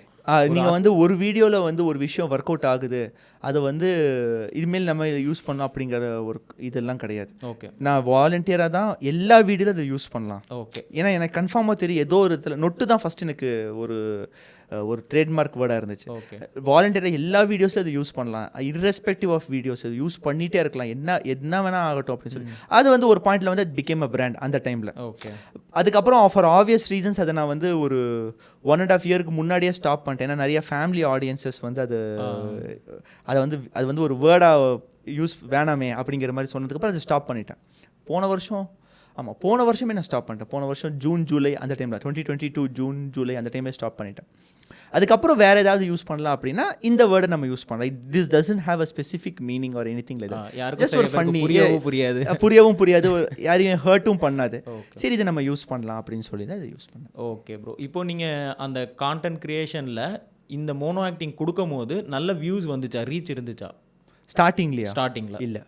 அப்போது அதை ட்ராப் பண்ணுறதுக்கான டைம் இருந்திருக்கும்ல. இப்போ இது நமக்கு ஒர்க் ஆகலை, அதுவும் இல்லாமல் உங்களுக்கு டிஃபிகல்ட்டாக இருக்கும். ஏன்னா அங்கே உட்காந்து மறுபடியும் ஒரு ஃபுல் ஸ்கிரிப்டை நீங்கள் பேசிடணும், மறுபடியும் ஷட்டெல்லாம் மாற்றிட்டு அடுத்ததை பேசணும். எடிட்டிங்லேயும் பார்த்தீங்கன்னா உங்களுக்கு கொஞ்சம் கஷ்டமாக இருக்கும். ஸோ இதை ட்ராப் பண்ணிடலாம், இன்னும் கொஞ்சம் இம்ப்ரூவ் பண்ணலான்னு போகாமல் இன்ன வரைக்கும் அந்த மோனோ ஆக்டிங் பண்ணுறதுக்கான ஒரு ரீசன். ஏன்னா அதுக்கான ஸ்கோப் இன்னுமே இருக்குன்னு நான் நினைக்கிறேன், இன்னும் நிறைய இருக்குன்னு நினைக்கிறேன். ஏன்னா அப்போ நான் அதை ஏன் ட்ராப் பண்ணல அப்படின்னா, அந்த டைமில் நான் பார்த்த வரைக்கும் யூஎஸ் அண்ட் யூகே இந்த அதாவது ஃபாரின் கான்டென்ட் கிரியேட்டர்ஸ், ஸ்பெஷலி யூஎஸ் கான்டென்ட் கிரியேட்டர்ஸில் இது அதிகப்படியாக பரவிட்டு இருந்துச்சு. ஓகே, இப்போ இது இன்னும் ஜாஸ்தி ஆகிட்டு இருக்கு. நான் சொல்கிறது புரியுதுங்களா உங்களுக்கு? இப்போ என்னாச்சுன்னா இவன்னா இந்த மாதிரி டுவல் தான் பேசுவான் அப்படிங்கிறதுக்கு நான் செட் பண்ணிட்டேன். என்னோட ஆடியன்ஸோட டோனை மைண்ட் செட்டை செட் பண்ணிட்டேன். இப்போ நான் வேறு ஏதாவது மாற்றி பண்ணாதான் அது காமெடியாக இருக்கும். ஓகே, இப்போ டேரக்ட் டாக்கிங் ஹெட் வீடியோ ஆக்வர்டாக இருக்கும். நீ அந்த வீடியோவில் ஒரு மாதிரி பேசுகிற, ரியல் லைஃப்பில் வேறு மாதிரி பேசுகிற, இதுதான் ஒரிஜினல். அது ஆக்சுவலி ஃபேக். நம்ம அதில் வந்து மிகையாக தான் பண்ணி பேசி ஆகணும், வேறு வழியே இல்லை. நம்ம ஆக்டிங்கில் அது கொஞ்சம் எக்ஸார்பிடண்ட்டாக தான் பண்ணி ஆகணும். பட் பார்த்தீங்கன்னா அந்த டைமில் அந்த ட்ரெண்டு பார்க்கும்போது ரொம்ப ஜாஸ்தி ஆகிட்டு இருந்துச்சு. இப்போவுமே இருக்குது, அது போயிருச்சுன்னுலாம் இல்லை. ரெண்டாவது நிறைய விஷயங்களை நம்ம கன்வே பண்ணுறதுக்கு இது ரொம்ப யூஸ்ஃபுல்லாக இருக்குது. அதனால் இது வந்து அப்படியே நான் அந்த கான்செப்ட் எனக்கு ரொம்பவே பிடிச்சிருக்கும். ஆனால் நான் என்ன யோசிப்பேன்னா, நம்ம ஓரளவுக்கு ஒரு 1 மில்லியன் இப்போ யூடியூப்பில் வந்துருச்சு, இன்ஸ்டாவில் ஓரளவுக்கு நமக்கு ஆத்தென்டிகேட் வந்துருச்சு. இன்னமும் அந்த வடக்கன்ஸ் எல்லாம் நீங்கள் பண்ணும்போது அந்த தலையில் முண்டாசு கட்டிக்கிட்டலாம், அது வந்து எப்படின்னா ஒரு ஆக்டிங் மைண்ட் செட் இருக்கிறவங்களுக்கு ஒரு மெச்சூரிட்டி வந்துடும். ஸோ இது கேரக்டர் நம்ம பண்ணி தான் ஆகணும் அப்படின்னு. ஸோ நம்ம ஒரு கான்டென்ட் க்ரியேட்டராக இருக்கும் போது அதை ஆக்டிங்காக எப்படி நீங்கள் மாற்றுறீங்க? அந்த அதாங்க ரெசினேஷன் தான். இப்போ நம்ம ரியல் லைஃப்பில் நிறைய பேரை பார்க்குறோம் இல்லையா? ஓகே, இப்போ நம்ம நார்மலாகவே பார்த்திங்க அப்படின்னா அவங்க அந்த வடக்கன்ஸ் மாதிரி வீடியோஸ்லாம் போடும்போது அவங்களுடைய சிட்டிங் ஸ்டைல் தான் நான் யூஸ் பண்ணுவேன். அவங்க ஜென்ரலாக எப்படி உட்காருவாங்களோ அப்படி தான். அது சும்மா ரெசினேட் பண்ணி ஏதாவது ஒரு டிஃப்ரென்சியேஷன் பண்ணுறதுக்கு தான். ஏன்னா எனக்கு இருக்கிற ஸ்க்ரீன் ஸ்பேஸ் அப்படிங்கிறது ரொம்ப ரொம்ப கம்மி. நான் உங்கள் வீடியோ டூரும் பார்த்தேன். ஆமாம், ரொம்ப ரொம்ப கம்மி ஸ்க்ரீன் ஸ்பேஸே இல்லை. ஜென்ரலாகவே பார்த்தீங்கன்னா இப்போ நம்ம பிரதர் இஎம்ஐ சேனல் இவர் இருக்க பிரசாந்த் இருக்காருன்னா, அவருக்கு அந்த யூனிவர்ஸுங்கிறது ரொம்ப பெருசு. ஓகே, அவர் அதில் என்ன வேணால் பண்ணலாம். அவருடைய கேன்வாஸுங்கிறது ரொம்ப பெருசு. எனக்குங்கிறது ஸ்க்ரீன் ஸ்பேஸும் ரொம்ப கம்மி. ஏன்னா நான் ஸ்டார்டிங்லேருந்தே என்னுடைய ஸ்க்ரீன் ஸ்பேஸ் என்னுடைய அந்த இதை வந்து ரொம்ப போர்ட்ரேட்டை ரொம்ப சின்னது பண்ணிட்டு தான் இருக்கிறேன். அப்படி பார்க்கும்போது அதில் வேறு ஏதாவது டிஃப்ரென்ஸாக காட்டலாம். அதனால தான் அந்த கோட்டு வரும், பனியன் வரும், முண்டாஸ் போட்டு கூலிங் கிளாஸ் வரும். ஸோ அதில் ஏதாவது டிஃப்ரென்ஷியேட் பண்ணலாம். சில நேரத்தில் பார்த்தீங்கன்னா நம்ம ஸ்னாப் சாட்லேருந்து அந்த ஃபில்டர்ஸ் எல்லாம் யூஸ் பண்ணுவேன், கொஞ்சம் ஓல்ட் ஏஜ் மாதிரி ஒரு ஃபில்டரு. ஏன்னா அந்த டிஃப்ரென்சியேஷன் காட்டணும், அந்த டைம் கேப்பில் அந்த டிஃப்ரென்சியேஷன் காட்டணும் அப்படிங்கிறதுக்காக தான். மற்றபடி வேற எந்த ஒரு இதுவும் கிடையாது. ஓகே, இப்போ நீங்கள் பிகினிங்லேருந்தே அந்த ஆக்டிங்கில் இன்ட்ரெஸ்டா, அதனால மோனோ ஆக்டிங்? இல்லை, சீரியஸ்லி எனக்கு பேஷன் இருக்குது.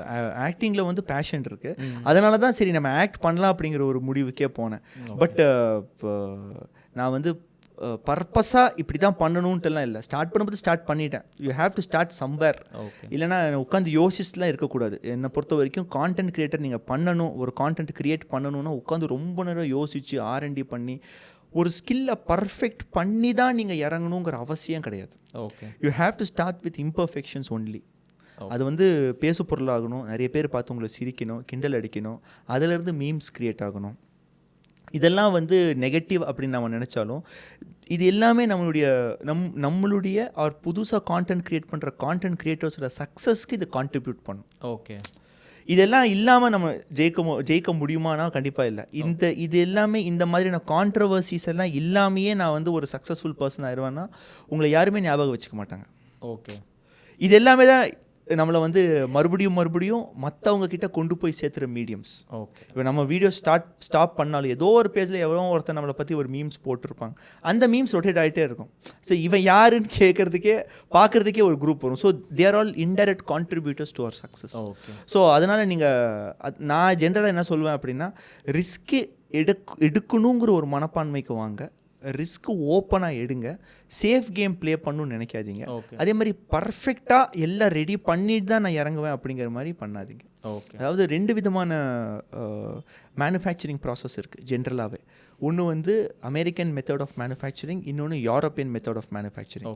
இப்போ அமெரிக்கன் யூரோப்பியன் மெத்தட் ஆஃப் மேனுஃபேக்சரிங்னா ஒரு 10 பேர் உட்காந்துக்குவாங்க, ஒரு கான்செப்ட் யோசிப்பாங்க, பிரெயின் ஸ்டார்ம் பண்ணுவாங்க. அதுக்கப்புறம் அந்த கான்செப்டில் எப்படி டெவலப் பண்ணலாம் அப்படிங்கிறது உட்காந்து யோசிச்சுட்டு R&D பண்ணிக்கிட்டே இருப்பாங்க. அதாவது ரிசர்ச் அண்ட் டெவலப்மெண்ட் பண்ணிகிட்டே ஒரு ப்ராடக்ட் டெவலப் பண்ணிட்டு இருப்பாங்க.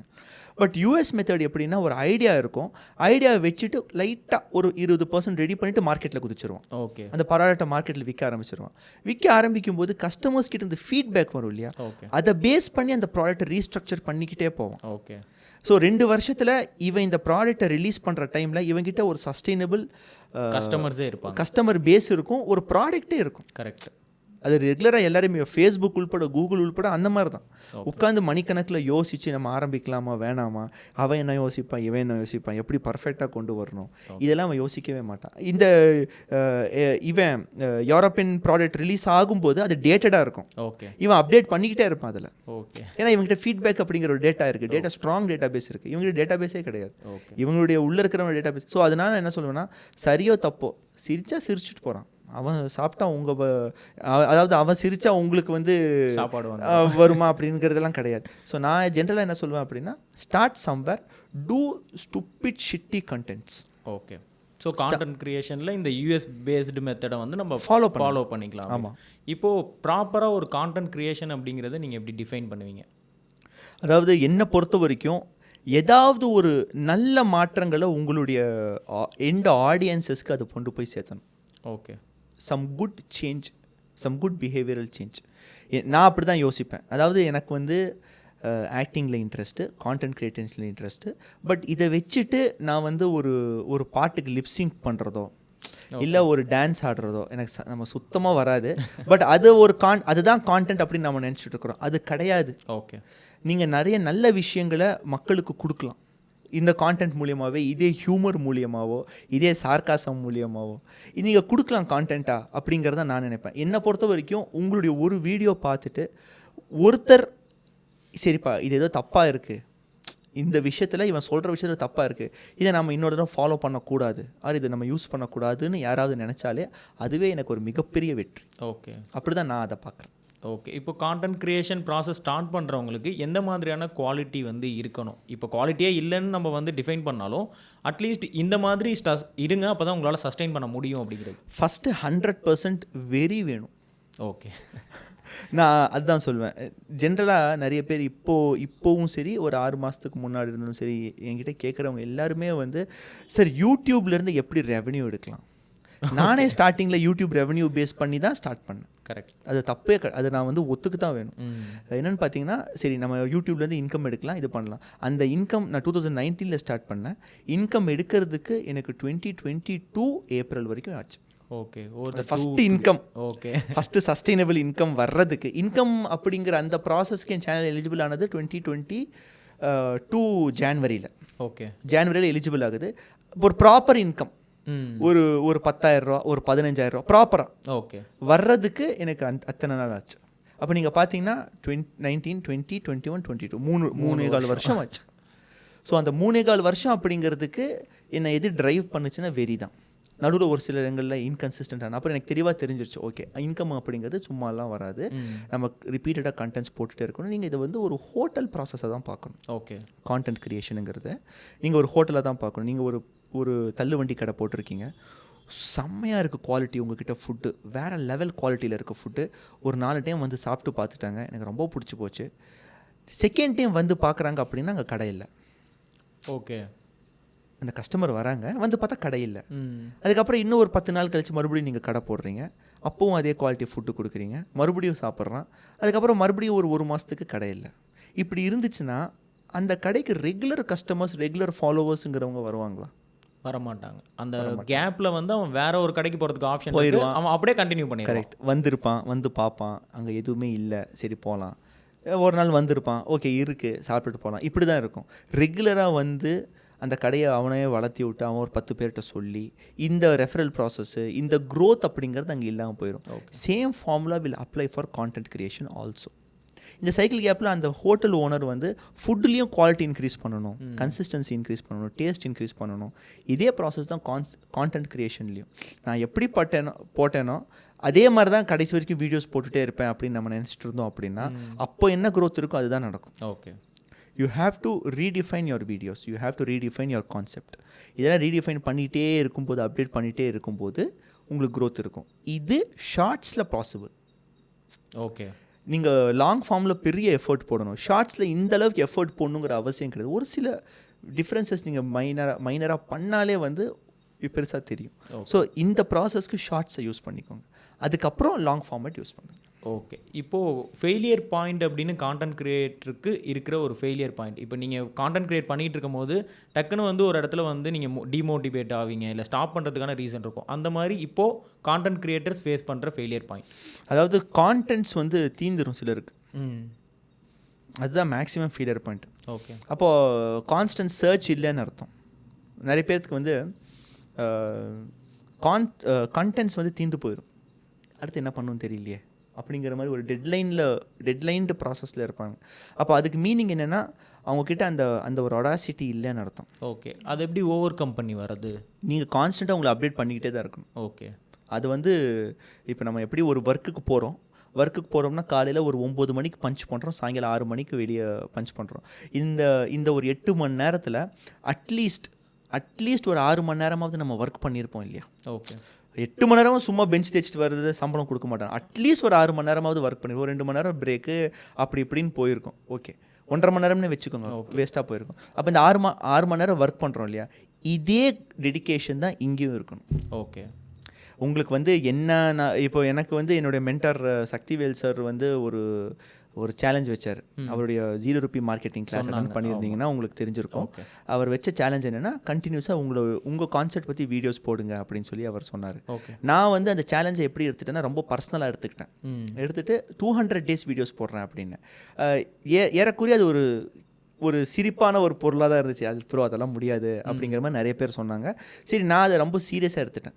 சரி, 200 days என்னன்னாலும் சரி, ஒரே ஒரு கண்டிஷன், ஒரு நாளும் வீடியோ மிஸ் ஆகக்கூடாது. ஓகே, இதுதான் எனக்கு நானே போட்டுக்கிட்ட ஒரு கண்டிஷன்.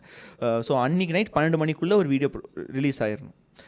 அப்போது ஃபங்க்ஷன்ஸ் நடந்துகிட்ருக்கோம், மேரேஜஸ் நடந்துகிட்ருக்கோம், இங்கே வந்து காரில் உட்காந்து வீடியோஸ் எடுப்பேன், அங்கே டெத்து நடந்துகிட்ருக்கோம், ஏதாவது ஒரு மறைவான இடத்துல வீடியோ எடுப்பேன், ட்ராவல் போவோம், ஹோட்டலில் ஏதாவது ஒரு இடம் இருந்துச்சுன்னா அங்கே நின்று வீடியோஸ் எடுத்துகிட்டு இருப்பேன். இப்படி கண்டினியூஸாக போய்ட்டுருக்கேன். 200 days மிஸ் ஆயிடுச்சு.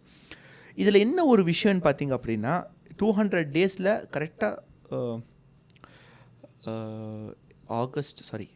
February 2021 February 15 2021 ஸ்டார்ட் பண்ணுறேன் வீடியோஸ் போஸ்ட் பண்ணுறது. 15-16 ஸ்டார்ட் பண்ணுறேன். May 5 to May 10 வரைக்குமே வந்து 10K ஃபாலோவர்ஸ் இன்ஸ்டாகிராமில். அப்படியே அப்போது வந்து ஒரு 400-500 ஃபாலோவர்ஸ் தான் இருந்தாங்க. அந்த ஒரு வாரத்திலே 10,000 ஃபாலோவர்ஸ் வந்துட்டாங்க. அந்த சீரீஸ் கம்ப்ளீட்டாக 200 days கம்ப்ளீட் பண்ணும்போது 28K. ஓகே, என்னை பொறுத்த வரைக்கும் நீங்கள் என்கிட்ட சக்ஸஸ் ஃபார்முலா என்னன்னு கேட்டிங்கன்னா 200 days ஆஃப் கன்சிஸ்டன்சி. இந்த 200 daysல 70 நாள் பார்த்தீங்க அப்படின்னா மோனோவாக நான் பேசிகிட்டு இருப்பேன், ஜென்ரலாக பேசிகிட்டு இருப்பேன். 70வது நாளுக்கு அப்புறம் ஆக்டிங் கொண்டு வர ஆரம்பிச்சிட்டேன், டூவல் ஆக்டிங். ஓகே, இதை நம்ம கொண்டு வரலாம் புதுசாக. அதான் ட்ரை பண்ணிக்கிட்டே இருக்கணும். வேறு எப்படி சிம்பிளிஃபை பண்ணலாம், இன்னும் எப்படி சிம்பிளிஃபை பண்ணலாம், இன்னும் எப்படி பெஸ்ட்டாக கொடுக்கலாம், இப்படி யோசிச்சு அது அப்படியே டெவலப் ஆயிடுச்சு. அப்போது அந்த 28K ஃபாலோவர்ஸ் அப்படிங்கிறவங்க பியூராக அந்த சேல்ஸ் கான்டென்ட்டுக்கு மட்டுமே வந்த குரூப். ஓகே, இப்போ நம்ம போடுற என்டர்டெயின்மெண்ட் கான்டென்ட்லாம் வரல, சேல்ஸ் கான்டென்ட்டுக்கு மட்டுமே வந்த குரூப். அந்த டைமில் எந்த அளவுக்கு சந்தோஷமானேன்னா ஃபாலோவர்ஸ் ஒவ்வொருத்தருக்கும் நான் இன்பாக்ஸ் பண்ணுவேன். Okay, thank you so much for choosing Cheran academy. அப்போ அவங்க சரி இது ஆட்டோ மெசேஜ் தானடா அப்படி மாதிரி இல்லை, நான் அவங்க பேர் போட்டு ரிப்ளை பண்ணுவேன். இல்லை ப்ரோ இது நான் தான் ட்ரை பண்ணுறேன், ரொம்ப நன்றி ப்ரோ. ஓகே அப்படி என்ன ஃபாலோவர்ஸுக்கு கவுண்ட் பார்த்துப்பாங்க. ஆமாம், கம்மியான ஆள் அப்படி. ஆமாம், சரி கம்மியாக இருக்கான் போல இருக்கு, வெட்டியாக இருக்கான் போல இருக்கு. பட் லிட்டரலி அந்த டைமில் வெட்டியாக தான் இருந்தேன். ஸோ அந்த மாதிரி ஒர்க்கெல்லாம் நான் பண்ணிகிட்டு இருந்தேன். அதான் நான் சொல்கிறேன், you have to be very very consistent. Okay, அதாவது ஒரு வேட்டையாடுற ஒரு லைன் மாதிரி நீங்கள் இருக்கணும். You should be ferocious, you should be consistent and ரொம்ப பொறுமையாக இருங்க. ஓகே, ரிசல்ட்டுக்காக வரவே இல்லையே அப்படின்லாம் நீங்கள் நினைக்காதீங்க. நானும் அந்த ஃப்ரஸ்ட்ரேஷனுக்கு போயிருக்கிறேன். நான் இதுக்கு முன்னாடி ப்ராஃபிட் பென்சிலுங்கிற ஒரு யூடியூப் சேனலில் இதே மாதிரி தான் நான் சொன்னேன். ரிசல்ட் வரல அப்படின்னு நீங்கள் நினச்சிட்டு உட்காந்துட்டு இருக்காதீங்க. எனக்கு எப்படி ரிசல்ட் வந்துச்சு அப்படின்னா, அது சொன்னால் நீங்கள் நம்பவே மாட்டீங்க. எனக்கு வந்து 50Kலேருந்து இன்ஸ்டாகிராமில் 50Kலேருந்து 100K ஜஸ்ட் 2 daysல ரீச் ஆச்சு. ஓகே, நான் சொல்கிறது புரியுதா உங்களுக்கு? இன்ஸ்டாகிராமில் இப்படி ரிலீஸ் பண்ணி விட்டோம்னா ஒரு 1000 பேர் 2000 பேர் இப்படி ஏறுவாங்க. இதில் இன்னொரு விஷயம் என்னன்னு பார்த்தீங்க அப்படின்னா, ஒரு 4 daysல 800லேருந்து 100K ரீச் ஆனால் யூடியூப்பில். ஓகே, 800 பேர்லேருந்து 1 லட்சம்ங்கிறது ஒரு 4லேருந்து 5 நாளில் ரீச் ஆச்சு. சூப்பர். டக்கு டக்கு டக்கு டக்குன்னு. இது எல்லாமே என்னன்னு பார்த்தீங்க அப்படின்னா நம்ம ப்ரீவியஸாக போட்ட எஃபர்ட்டோட ரிசல்ட்ஸ். ஓகே. அந்த ஒரு வீடியோ கிளிக் ஆகலை, அதுக்கு முன்னாடி இருக்கிறதும் வந்து ஆமாம். அந்த டைமில் என்னாச்சுன்னா அந்த ஒரு வீடியோ ஹிட் ஆனதுங்காட்டிக்கு இவன் இதுக்கு முன்னாடி நல்லா போட்டிருக்கான், அந்த வீடியோஸோட வியூஸும் ஏறுது. ஓகே. நான் சொல்கிறது புரியுதுங்களா உங்களுக்கு? நெக்ஸ்ட் என்ன நம்ம பார்க்கணும். நிறைய பேர் என்ன தப்பு பண்ணுறாங்க அப்படின்னா ஒரு கன்சிஸ்டன்ட் ஒரு குறிப்பிட்ட ஃபாலோவர்ஸ் வந்ததுக்கப்புறம் ஒரு மிதப்பு வரும், எல்லாருக்குமே வரும். அதில் எந்த ஒரு அது தப்பே கிடையாது. நான் ஜென்ரலாக சொல்கிறேன், அது வரக்கூடாது அப்படின்னு நான் சொல்கிறேன். எல்லாருக்குமே ஒரு மிதப்பு வரும், வந்துருச்சுடான்னு சொல்லி. அதை கொஞ்ச நாள் வச்சுட்டு உங்களை நீங்களே தட்டி உட்கார வச்சு இது ஒன்றுமே கிடையாது, இதை விட 10 மடங்கு 20 மடங்கு பெரிய ஆளுங்கள்லாம் உட்காந்து சாதாரணமாக உட்காந்துருக்கானுங்க, அடுத்து ஆரம்பி அப்படிங்கிற ஒரு மைண்ட் செட்டுக்கு நம்மளே மாற்றிக்கணும். ஓகே.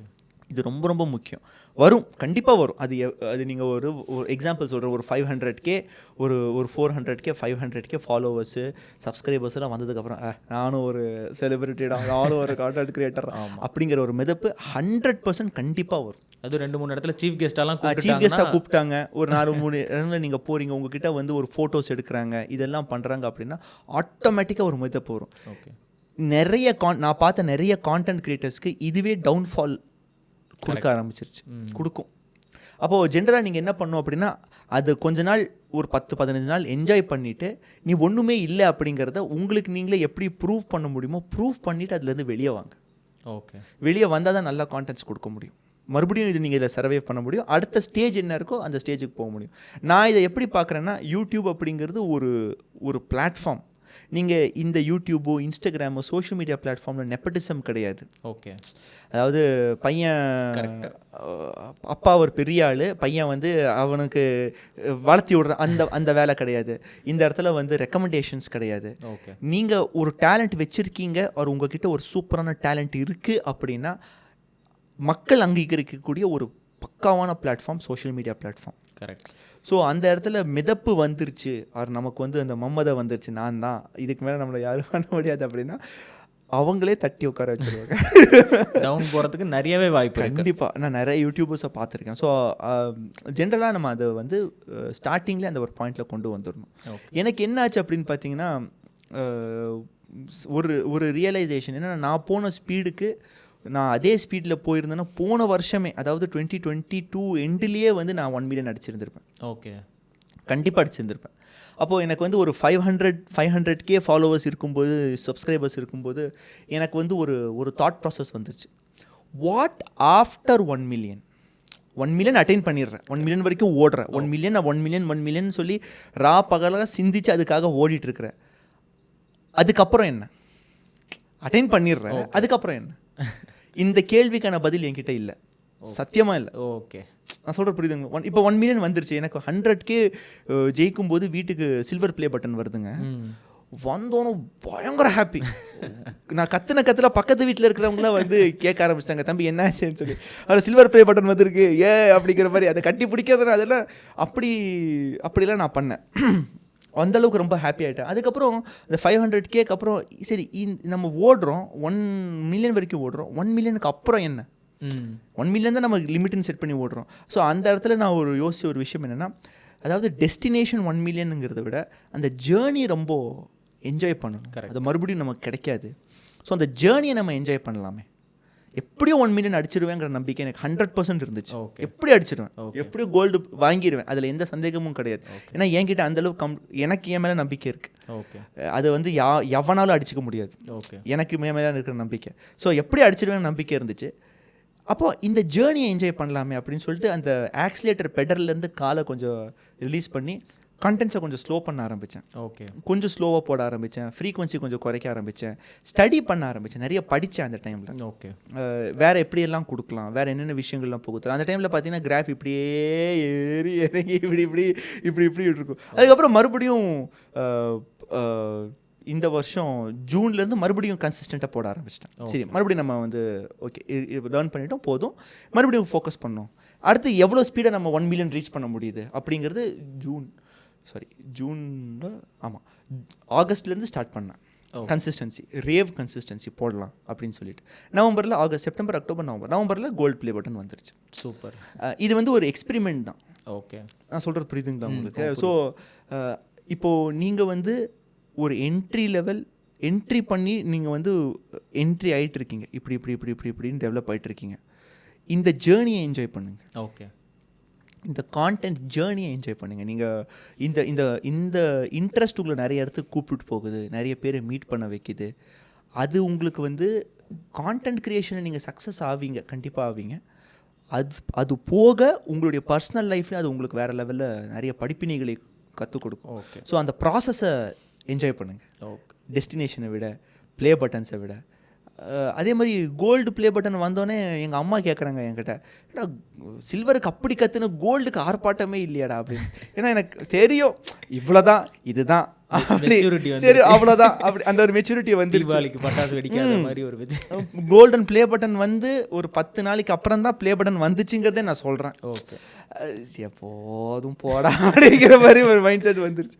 சரி, நம்ம வேறு ஏதாவது இன்னும் நான் விஷயங்களில் ஃபோக்கஸ் பண்ணலாம், இன்னும் எப்படியெல்லாம் ஹெல்ப் பண்ணலாம் அப்படிங்கிறத தான் நான் ஃபோக்கஸ் பண்ணிகிட்டு இருக்கேன். ஓகே. இப்போ 1 மில்லியன் ரீச் பண்ணுற ஒரு கான்டென்ட் க்ரியேட்டராக இருக்கட்டும், அவங்களோட செட்டப் பார்த்தீங்கன்னா செட்டப்லேயே அப்கிரேட் பண்ணுவாங்க. இப்போது நீங்கள் சொல்கிறது எல்லாமே நம்ம ஸ்கில்ஸ் அப்கிரேட் பண்ணணும். நானும் அதை தான் அக்செப்ட் பண்ணுவேன். நம்ம வந்து over the period of time நம்மளோட ஸ்கில்லை இம்ப்ரூவ் பண்ணிகிட்டு இருக்கும் போது தான் நம்மளோட கான்டென்ட்டும் நல்ல வேல்யூவாக இருக்கும், ரிச் கான்டென்ட்டாக வரும். ஸோ அந்த மாதிரி நீங்கள் ஸ்கில்லை அப்டேட் பண்ணிகிட்டு இருக்கும் போது உங்களோட வீடியோ டூர், அந்த ஸ்டூடியோ டூர்லாம் போடும் போது கூடயும் ஒரு வீட்டில் தான் போட்டிருப்பீங்க, ஃபோன் தான் காட்டியிருப்பீங்க. ஆனால் வந்து நானுமே எப்படி நினச்சேன் அப்படின்னா, இல்லை நம்ம வந்து ஒரு மோட்டிவேட் பண்ணுறதுக்காக அவங்க வந்து ஃபோன் காட்டுறாங்க, ரிங் லைட் காட்டுறாங்க. பட் வந்து கண்டிப்பாக ரிங் லைட்லாம் இல்லை, ரிங் அந்த ஃபோனுக்கு முன்னாடியே ஒரு லைட் மாதிரி இல்லை, அது வந்து நேச்சுரல் சன்லைட், அது வந்து விண்டோ, இந்த மாதிரி ஒரு விண்டோ. Okay okay. நான் என்ன நினச்சேன்னா, இவ்வளோ தூரம் ஒரு 6 இயர்ஸாக கான்டென்ட் கிரியேட் பண்ணிகிட்டு இருக்கீங்க. ஸோ கான்டென்ட் கிரியேட் பண்ணிக்கிட்டே இருக்கும் போதும் இவ்வளோ சப்ஸ்கிரைபர்ஸ் வந்துருச்சு, கண்டிப்பாக ஒரு ரெவென்யூ வந்திருக்கும், மார்க்கெட்டிங்கும் சைடில் அந்த கான்டென்ட் க்ரியேஷன் மூலமா பிஸ்னஸும் பண்ணிக்கிட்டு இருக்கோம். ஸோ ரெவென்யூ வந்துருச்சு, கண்டிப்பாக அப்கிரேட் ஆகிருப்பாங்க. இருந்தாலும் ஒரு ஆஸ்பைரிங் கான்டென்ட் கிரியேட்டரை இன்ஸ்பயர் பண்ணுறதுக்காக ஃபோன்லேயே ஸ்டார்ட் பண்ணுங்க அப்படின்னு சொல்லி நான் நினச்சிக்கிட்டு இருந்தேன். பட் இந்த 1 மில்லியன் சப்ஸ்கிரைபர் பட்டன் காட்டும் போது அந்த அந்த ஃப்ரேமில் பார்த்தா இந்த ஃபோன் இருக்கு. அது பார்த்தோன்னே என்ன இன்னும் ஃபோனில் தான் பண்ணிகிட்டு இருக்காங்களா அப்படிங்கிற மாதிரி இருந்துச்சு. அப்கிரேட் பண்ணணும் அப்படிங்கிறது ஐடியா இல்லையா, இல்லை அது தேவை இல்லையா? ஆக்சுவலி நான் டவுன் கிரேடு. ஓகே.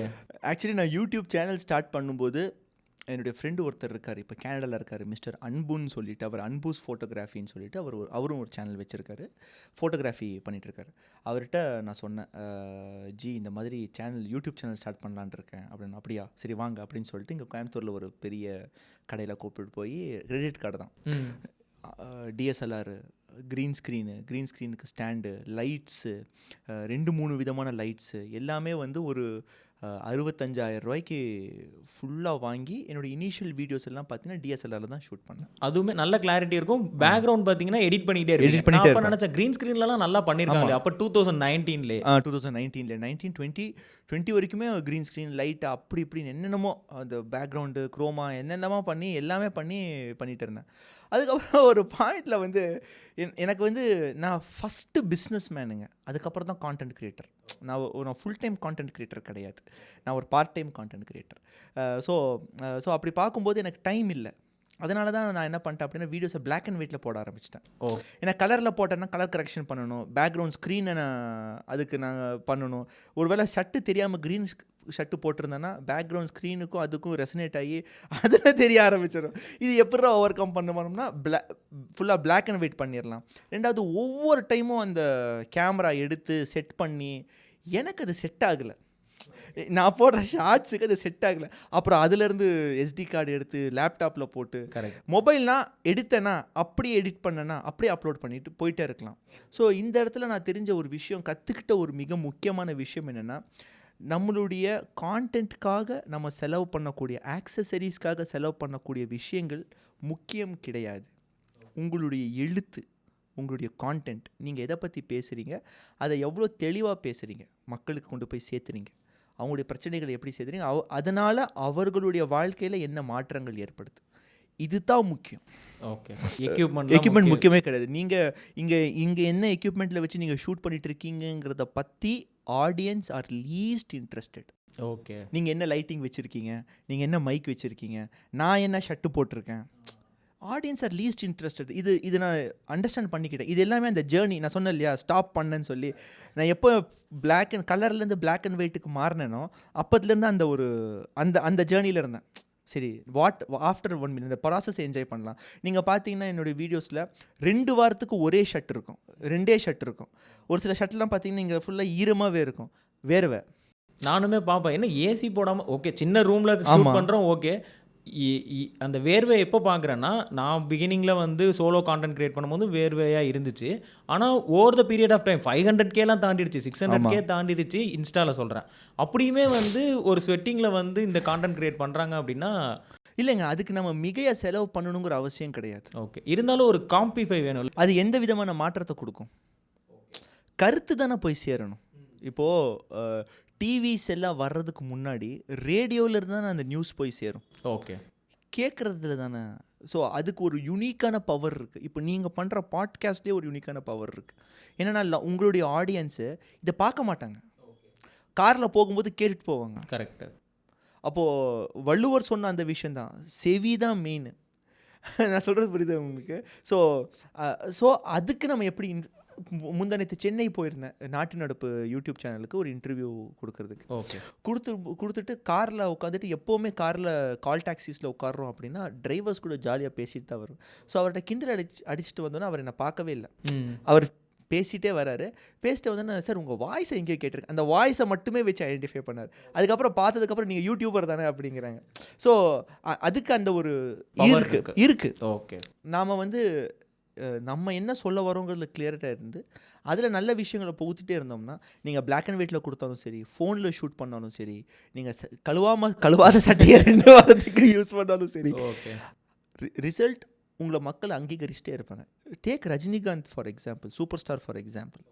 நீங்கள் பார்த்தீங்க அப்படின்னா கமல் சார் வந்து he use to do his own ஸ்டண்ட்ஸுங்க. அவர் பாடியில் இருக்கிற மாதிரியான ஒரு இது எதுவுமே கிடையாது. இது நம்ம ஒரு சைடில் பார்த்தாலுமே வந்து நீங்கள் ரஜினி சார் வந்து பெருசாக அலட்டல் கிழட்டலாம் எதுவுமே இருக்காது. டான்ஸ்னா கூட நடந்து, அதான் சொல்ல வந்தேன், நெக்ஸ்ட் அதான் சொல்ல வந்தேன். டான்ஸ்லேயே பார்த்தீங்க அப்படின்னா அந்த அண்ணாமலை பாட்டில் வந்து சூப்பராக போட்டிருப்பார் தேவா, இவர் நடந்துகிட்டே தான் போயிட்டுருப்பார். Just imagine Kamal sir in that place, அவர் என்ன மாதிரி ஸ்டெப்பெல்லாம் போட்டிருப்பார். சொல்கிற புரியுதுங்களா உங்களுக்கு? அதுதான் நான் சொல்கிறேன். நீங்கள் வந்து பல்ஸை பிடிச்சிட்டிங்க அப்படின்னா அதுக்கப்புறம் அதை மெருகேற்றுற விஷயங்களில் ஃபோக்கஸ் பண்ணுங்கள். முதல்ல உங்கள் ஆடியன்ஸ், உங்களுக்கு இப்போ ஒரு 500, 600, 700 சப்ஸ்கிரைபர்ஸ், ஒரு 2000 சப்ஸ்கிரைபர்ஸ், 10,000 சப்ஸ்கிரைபர்ஸ் இருக்காங்கன்னா, எதை பார்த்து அவங்க உள்ளே வந்தாங்க அதை மெருகேற்றுங்க. நான் அதுதான் பண்ணுறேன். அதை அப்படி பண்ணும்போது என் ஆடியன்ஸ்க்கே தெரிஞ்சு போச்சு, இவன் சட்டையை மாற்ற மாட்டான், இவன் அழுக்கு சட்டையில் தான் உட்காருவான், இவன் இப்படி தான் பண்ணுவான். பட் ஓகே, இது பார்க்கலாம். ஓகே. இப்போ 2019 நம்ம கான்டென்ட் கிரியேஷனுக்குள்ளே வரோம். அப்போ வந்து நீங்கள் பண்ணது எல்லாமே ஓகேவாக இருந்துச்சு, அக்செப்டபுளாக இருந்துச்சு. ஆக்சுவலாக நான் எப்படி சொல்கிறேன்னா, நம்மளோட தமிழ் வியூவர்ஸ்க்கு அந்த மாதிரி ஒரு வேல்யூ கொடுக்குறது, ஆடியோவாக இருந்தாலும் சரி, வீடியோவாக இருந்தாலும் சரி, நீங்கள் கண்டினியூவாக எடிட்டிங்கே இல்லாமல் போட்டாலும் நான் கண்டிப்பாக பார்ப்பேன். என்ன மாதிரி சில ஆடியன்ஸ் இருப்பாங்க, ஓகே ஒரு வேல்யூ இருக்குது, அதில் வந்து எந்த எடிட்டிங்கும் தேவையில்ல, அவர் டாக்கிங் ஹெட் பண்ணிகிட்டு இருந்தாலும் நான் போர் அடிக்காமல் பார்ப்பேன். இப்போது இருக்கிற அந்த ரெவல்யூஷன் எப்படி இருக்குதுன்னு பார்த்தீங்கன்னா, ரொம்ப எடிட்டிங்ஸ் இருக்கும், பறக்க விடுவாங்க, அப்படியே பின்னாடியெல்லாம் தெரிக்கும். அப்படி இருக்கும் போதும் நம்ம அதில் இம்ப்ரூவ் பண்ணணும் அப்படிங்கிறது வந்து கான்சென்ட்ரேட் பண்ணலையா, இல்லை அந்த ரெவல்யூஷனை நீங்கள் எப்படி பார்க்குறீங்க? அந்த ரெவல்யூஷனுக்கு அதாவது அந்த எடிட்டிங் ரெவல்யூஷனுக்கு சேஞ்ச் பண்ணி நான் வீடியோஸ் போட்டிருக்கேன். ஓகே. என்னுடைய வீடியோஸ் சேனலில் பார்த்தீங்க அப்படின்னா பிஸ்னஸ் கான்டென்ட்ஸ் நான் போடுறேன் இல்லையா, பிஸ்னஸ் கான்டென்ட்ஸில் அந்த மாதிரியான எடிட்டிங் எல்லாம் நான் போட்டிருக்கேன். மிஸ்டர் அப்துல்னு சொல்லிட்டு, அப்துல் மலிக்னு சொல்லிட்டு, நம்ம அபி இருக்கு இல்லையா, அபி வினேஷ், ஆமாம், எஃபிலியோ டிஷர்ட்ஸ், அவரோட எடிட்டர் தான். ஓகே. அவர்கிட்ட பேசி அவர் வந்து எனக்கும் பண்ணி கொடுத்தாரு. நானும் அவரை வச்சு ஒரு 20 வீடியோஸ் நான் போட்டிருக்கேன். இன்னுமே என்னுடைய லென்த்தி வீடியோஸில் வந்து அந்த ட்ரெய்லர்ஸை ஃபுல்லாக அவர் தான் ட்ரிம் பண்ணி தர்றார். ஸோ பார்த்தீங்க அப்படின்னா அதுவும் பார்த்தேன், அதுலேயும் ஒரு சில சேஞ்சஸ் இருந்துச்சு. ஓகே, பட் ஒரு யுனிக்கான சேஞ்ச் இருந்துச்சு. அது ஒரு லைஃப் சேஞ்சிங், அதாவது ஒரு கான்டென்ட் சேஞ்சாக இருந்துச்சு அப்படின்னா இல்லை. ஓகே. இப்போ எல்லாருமே அதுதான் பண்ண ஆரம்பிச்சிட்டாங்க. ஆமாம். இப்போது என்ட்ரி லெவல் யூடியூபர்ஸ் கூட அந்த அளவுக்கு மெனக்கெட்டு அந்த அளவுக்கு எடிட்டிங் பண்ணுறாங்க. நிறைய பேர் எப்படி யோசிக்கிறீங்கன்னா, அந்த அளவுக்கு கொடுத்தா தான் எல்லாம் பார்ப்பாங்க போல இருக்குது அப்படின்னு சொல்லி. அப்படிலாம் கிடையவே கிடையாது. ஓகே. அப்படியெல்லாம் கிடையவே கிடையாதுங்க. நீங்கள் என்ன பேசுகிறீங்கிறது தான் ரொம்ப முக்கியம். ஆனால் இப்போது சில பேரோட கான்செப்ட் எப்படி இருக்குன்னா, கான்டென்ட் வந்து கம்மியாக இருந்தாலும் ஓகே, இப்போ நம்ம சொல்ல போகிறது என்னன்னா, எடிட்டிங்கும் அந்த ஜிகினா வேலையெல்லாம் நல்லா இருக்கணும் அப்படின்னு சொல்லிட்டு அது பார்க்குறவங்க ஒரு சில பேர் தான். ஓகே. அது அடிக்கடி வருவாங்களா அப்படிங்கிறதும் டிபெண்ட்ஸ் தான். டிபெண்ட்ஸ் தான். இல்லைன்னு சொல்ல முடியாது, பட் டிபெண்ட்ஸ். 50-50. அதே மாதிரி இப்போ இந்த மோனோ ஆக்டிங்கிற அந்த ஒரு டைப் ஆஃப் கான்டென்ட் கிரியேஷனும் இன்னமும் வந்து ஸ்டார்ட் பண்ணுறவங்க பண்ணால் பூமில் இருக்கா, போகுமா? கண்டிப்பாக போகும், கண்டிப்பாக போகும். நீங்கள் இவரே பார்த்தீங்க அப்படின்னா அத்தானா பண்ணிட்டு இருக்காரு நம்ம ஃபினான்ஸ் வித் ஷரண். ஓகே, இது மாதிரி நிறைய கான்டென்ட் கிரியேட்டர்ஸ் அத்தானா பண்ணிட்டு இல்லை இருக்காங்க. அவங்களுக்கு ஒரு ஐடென்டிட்டியாக மாறிடுது. நான் கேட்குறது எப்படின்னா, இப்போ நான் ஸ்டார்ட் பண்ண போகிறேன், என்கிட்ட ஒரு நல்ல கான்டென்ட் இருக்குது, நான் ஒரு நீஷ் பற்றி பேச போகிறேன், நான் வந்து இந்த மோனோ ஆக்டிங்கை சூஸ் பண்ணி பண்ணலாமா, இல்லை இப்போது நீங்கள் பண்ணீங்கன்னா இது வந்து செட் ஆகாது? அப்படியெல்லாம் சொல்லவே முடியாது. ஏன்னா நிறைய டாக்கிங் ஹெட் வீடியோஸ் பண்ண ஆரம்பிச்சிட்டாங்க. அதிலே பார்த்தீங்கன்னா இப்போ பாட்காஸ்ட் பூம் ஆகிட்டு இருக்கனால கான்டென்ட் பண்ணுவாங்க, அதுவே பாட்காஸ்ட் மாதிரி பண்ணுவாங்க. டேரெக்டாக பார்த்து பேச மாட்டாங்க, வேறு ஆங்கிளில் பார்த்து பேசுவாங்க. அந்த மாதிரி பூம் ஆகிட்டு இருக்கும் போது மோனோ ஆக்டிங்கும் ஒர்க் ஆகுமா? கண்டிப்பாக ஒர்க் ஆகும். அதுக்கான ஆடியன்ஸஸ் இருக்காங்க. அதான் நீங்கள் என்ன சொல்ல வரீங்க, நீங்கள் ஏதாவது ஃபன்னாக சொல்ல வரீங்களா, அது நீங்கள் அதுக்கேற்ற மாதிரி அது அங்கே வரும்.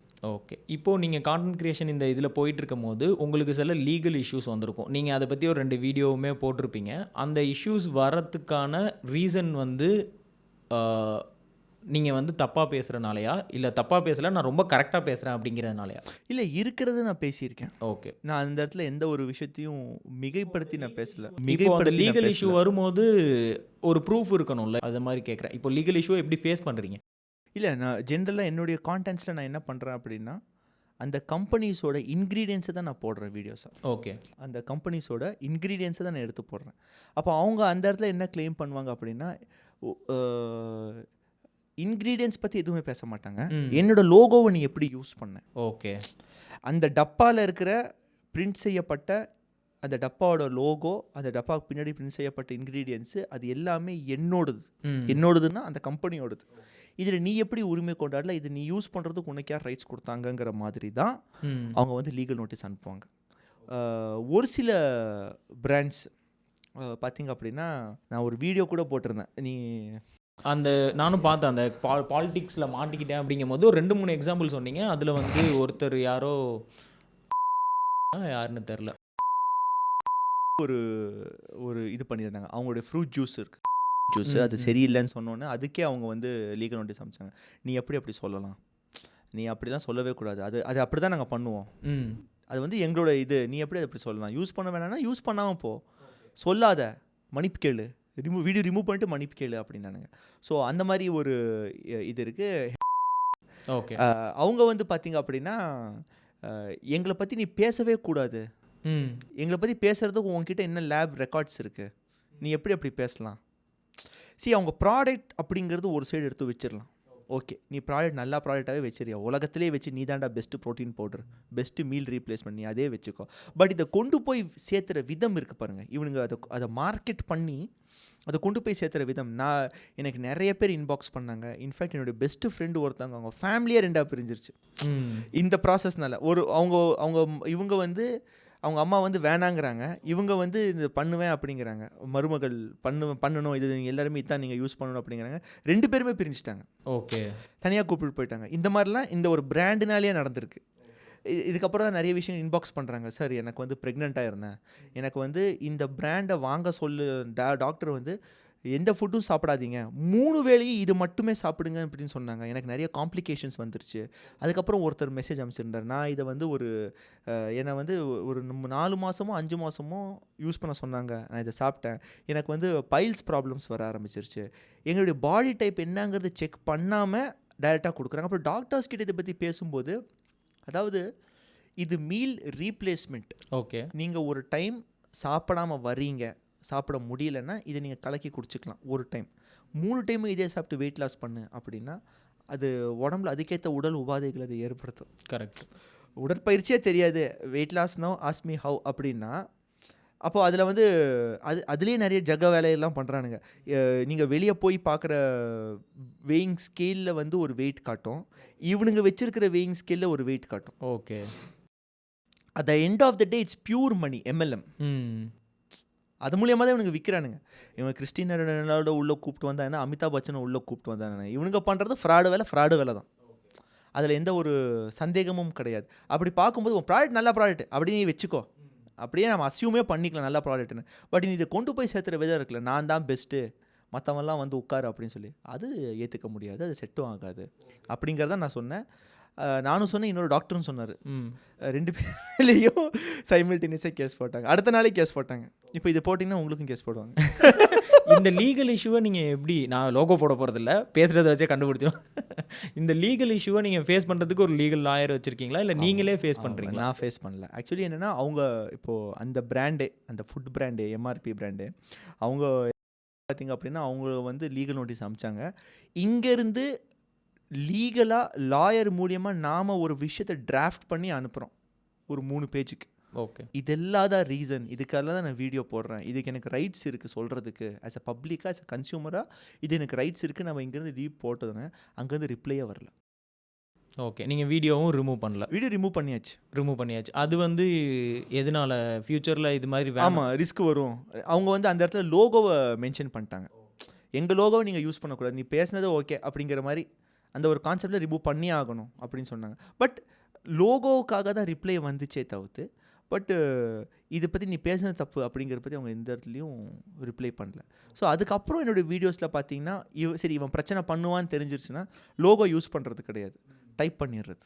ஓகே, ஸ்டார் போட்டு அப்படி ஒரு டைப் பண்ணி ஸ்டார் போட்டேன்னா, அதான் உன்னை பற்றியே பேசலையா, பார்த்தா ஸ்டார் இருக்கே அங்கே பார்த்துக்கோ, ஒரு எஸ் எக்ஸ்ட்ராவாக போடுறது, ப்ரொனன்சியேஷன் அந்த வீடியோ அந்த வந்துடும், இவன் தாங்கிறது வந்துடும். டெலிவிஷன் பண்ணுற மாதிரி நம்மளும் பண்ண ஆரம்பிச்சிடலாம். பிராண்டில் எந்த பெரிய சேஞ்சஸும் பண்ணுறதில்ல. இப்போது சோனி அப்படின்னா சாணி அப்படின்னு போடுறது. ஓகே, இல்லைன்னா 2 ஓ சேர்த்து போடுறது. இப்போ பேசு வா அப்படிங்கிற.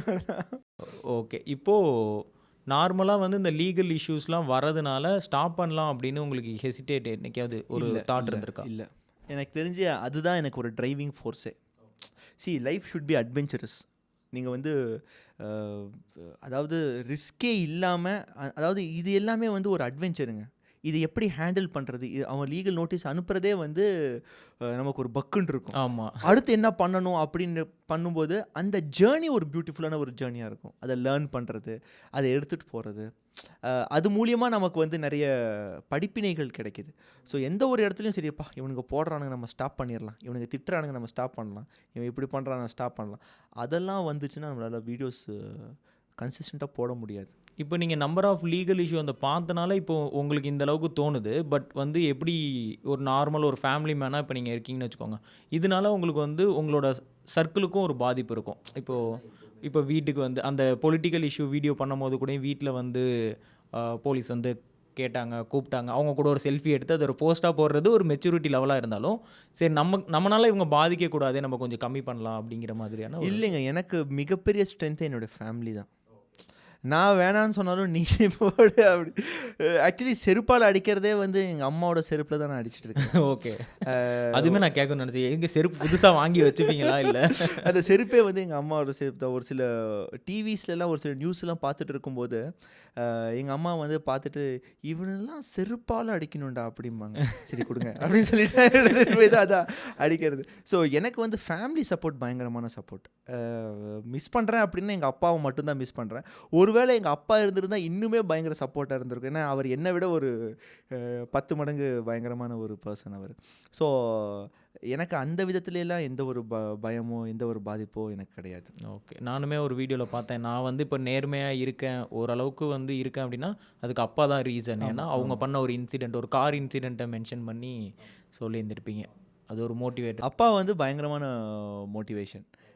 ஆக்சுவலி என்னென்னா, நிறைய பேர் சொல்லுவாங்க லைஃப்பில் வந்து ஏதாவது ஒரு தப்பு நடந்துச்சுன்னா அது வந்து ரொம்ப டிமோட்டிவேட்டிங்காக இருக்கும் அப்படின்னு சொல்லிட்டு. அதாவது அந்த மாதிரி ஏதாவது ஒரு இன்சிடெண்ட், ஒரு நெகட்டிவ் இன்சிடெண்ட் நடந்ததுக்கு அப்புறம் தான் சேஞ்சஸே ஸ்டார்ட் ஆகும் உங்கள் லைஃப்பில். எனக்கு வந்து I was normal 9 to 5 job going lecturer தான். அப்பாவோட டிமைஸுக்கு அப்புறம் தான் லைஃப் சேஞ்ச் ஆச்சு. அப்போ தான் யோசிக்க ஆரம்பிக்கிறேன். என்னென்னா, அப்பா வந்து ஹாஸ்பிட்டலில் இருக்கும்போது I was not able to spend a single penny for my dad's treatment. Okay, என் கையிலேருந்து நான் 1 பைசா கூட போட முடியல. அதுவே எனக்கு ரொம்ப கேவலமாக விஷயமாக நான் ஃபீல் பண்ணேன். அவர் அது வந்து எங்கள் அப்பா அத்தா எதிர்பார்த்தார் ஸ்டார்டிங்லேருந்தே, நம்ம கடைசி வரைக்கும் நம்ம உழைப்பில் நம்ம சம்பாத்தியத்தில் நம்ம இருந்து நம்ம போகணும் அப்படிங்கிறத அப்பா எப்போவுமே நினச்சார். நான் அதுக்கு ஒரு 0.1% கூட அப்பாவுக்கு சப்போர்ட் பண்ண முடியலங்கிற இது இன்னுமே இருக்குது. அதே மாதிரி அதுதான் வந்து எனக்கு ஒரு லைஃப்பில் ஒரு மிகப்பெரிய ஒரு டேர்னிங் பாயிண்ட். சரி, அப்போ நமக்காக ஏதாவது ஒரு விஷயம் ஸ்டார்ட் பண்ணணும், இந்த ஃபினான்ஷியல் ப்ராப்ளமே இருக்கக்கூடாது. அப்போ அது நம்ம எப்படி ஓவர் கம் பண்ணணும், எப்படிலாம் டெவலப் பண்ணணும்னு சொல்லி, சரி நம்ம டீச்சிங்கில் இருந்தால் இதெல்லாம் பண்ண முடியாது, ஒரு 9 to 5 ஜாப்ல இருந்தால் பண்ண முடியாது, வெளியே வந்து ஆரம்பிப்போம் அப்படின்னு சொல்லி தான் பிஸ்னஸ் ஸ்டார்ட் பண்ணேன். அப்படி தான் அந்த ஜேர்னி ஸ்டார்ட் ஆகுது எனக்கு.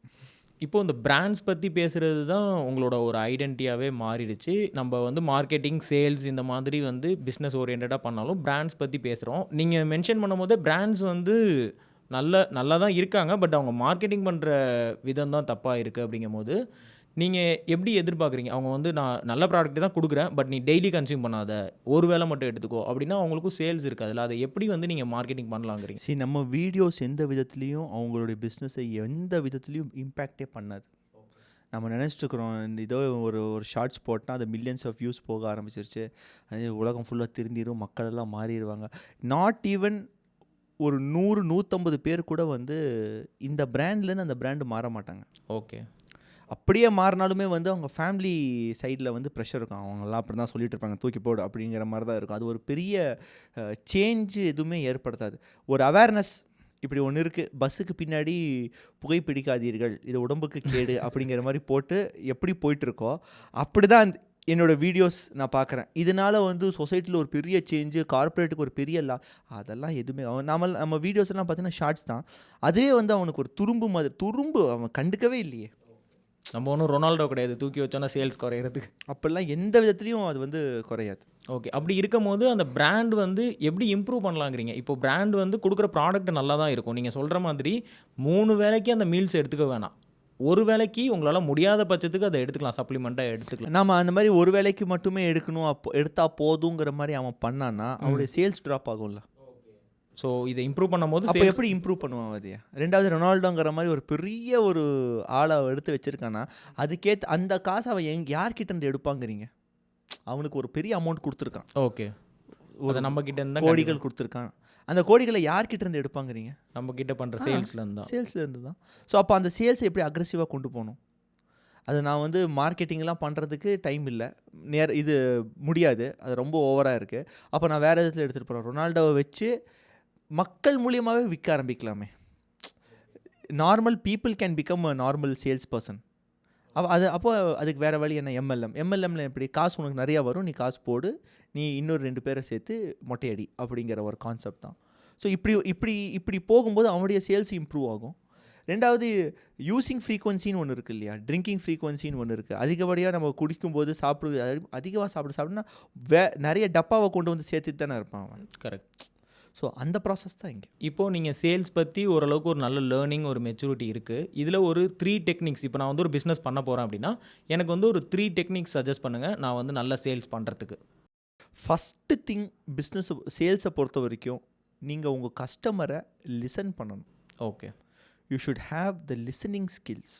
நம்மளை பற்றி பேசுகிறதுக்கு அதிகமாக நம்ம ப்ராடக்ட் பற்றி, நம்ம கம்பெனி பற்றி, இன்ஃப்ராஸ்ட்ரக்சரு, இது எல்லாத்த பற்றி பேசுகிறதுக்கு முதல்ல நல்லா கூர்ந்து கவனிக்கணும். என்ன சொல்ல வராங்க, கஸ்டமரோட விஷயம் என்ன அப்படிங்கிறது புரிஞ்சுக்கணும். ரெண்டாவது பெயின்ஸை அண்டர்ஸ்டாண்ட் பண்ணணும். வலிகள், கஸ்டமருடைய வலிகள், உங்களுடைய ப்ராடக்ட் எந்த வலியை சரி செய்யுது, எந்த வலியை நிவர்த்தி செய்யுது. ஸோ வலி அறிந்து பொருள் விற்றல். ஸோ இது ரெண்டாவது விஷயம். மூணாவது விஷயம் கன்சிஸ்டன்சி. ஓகே. சேல்ஸில் நீங்கள் கன்சிஸ்டன்சி காட்டாமல் ஒரு 10,000 ரூபாய்க்கு எனக்கு ஒரு ப்ராடக்ட் விற்றுருச்சு, இது வந்து என்னோடய 10 நாளோட சரி இன்றைக்கி ஒரு நாளே கிடச்சிருச்சு, எனக்கு போதும் அப்படிங்கிற மாதிரி உட்காரக்கூடாது. அந்த ஒரு டைலாக் சொல்லுவாங்க இல்லையா, போதும் என்ற மனமே பொன் செய்யும் மருந்து அப்படின்னு சொல்லிட்டு, அது சேல்ஸில் ஒர்க் அவுட் ஆகாது. ஓகே. அது வந்து இப்போதைக்கு இந்த சிச்சுவேஷனில் அது எடுபடாது. More is better. ஸோ நீங்கள் எந்த அளவு கன்சிஸ்டண்ட்டாக ஓடிட்டே இருக்கணும். பிளானிங் ரொம்ப ரொம்ப முக்கியம். இந்த 3 விஷயங்கள் தான் நான் அடிப்படையாக சொல்லுவேன். ஓகே. இப்போது இந்த கிரியேட்டரை சுற்றி நடக்கிற இந்த ஒரு சேல்ஸாக இருக்கட்டும், இல்லை கிரியேட்டர் எக்கனாமியாக இருக்கட்டும், அதை பற்றி உங்களோட வியூ? கண்டிப்பாக அடுத்த ஒரு 10 வருஷத்தில் அதுதான் ஆட்டி வைக்க போகுது. கிரியேட்டர் எக்கானமிங்கிறது ஒரு மிகப்பெரிய பங்கு வகிக்க போகுது தான். இப்போது ஒரு மிகப்பெரிய ஆக்டர் இருக்கார், அவர்கிட்ட நான் ஒட்டுக்கா ஜஸ்ட் லைக் தட் ஒரு செக்கில் 3 கோடி ரூபா அப்படின்னு சொல்லி சைன் பண்ணி கொடுக்குறேன். ஓகே. அவங்கள நான் என்டார்ஸ் பண்ணுறேன். அடுத்த 1 வருஷத்துக்கு நீங்கள் ஒரு 3 நாள் டைம் கொடுத்துட்டீங்க அப்படின்னா அந்த 3 டேஸில் அடுத்த 1 வருஷத்துக்கு shoots, photo shoots, ad shoots எல்லாம் நான் எடுத்து முடிச்சிடறேன், உங்களுக்கு 3 கோடி ரூபா அப்படிங்கிறதுக்கும், அதே அந்த 3 கோடி ரூபாவில் ஒரு 10% மட்டும் எடுத்து ஒரு 20 கான்டென்ட் கிரியேட்டர்கிட்ட கொடுத்தேன் அப்படின்னா அது ரீச் ஆகிற விதமே வேறு. ஓகே, நான் சொல்கிறது புரியுதுங்களா உங்களுக்கு? அது ரீச் ஆகிற விதமே வேறு. அவன் அது அவனுக்கு பெரிய அமௌண்ட்டு.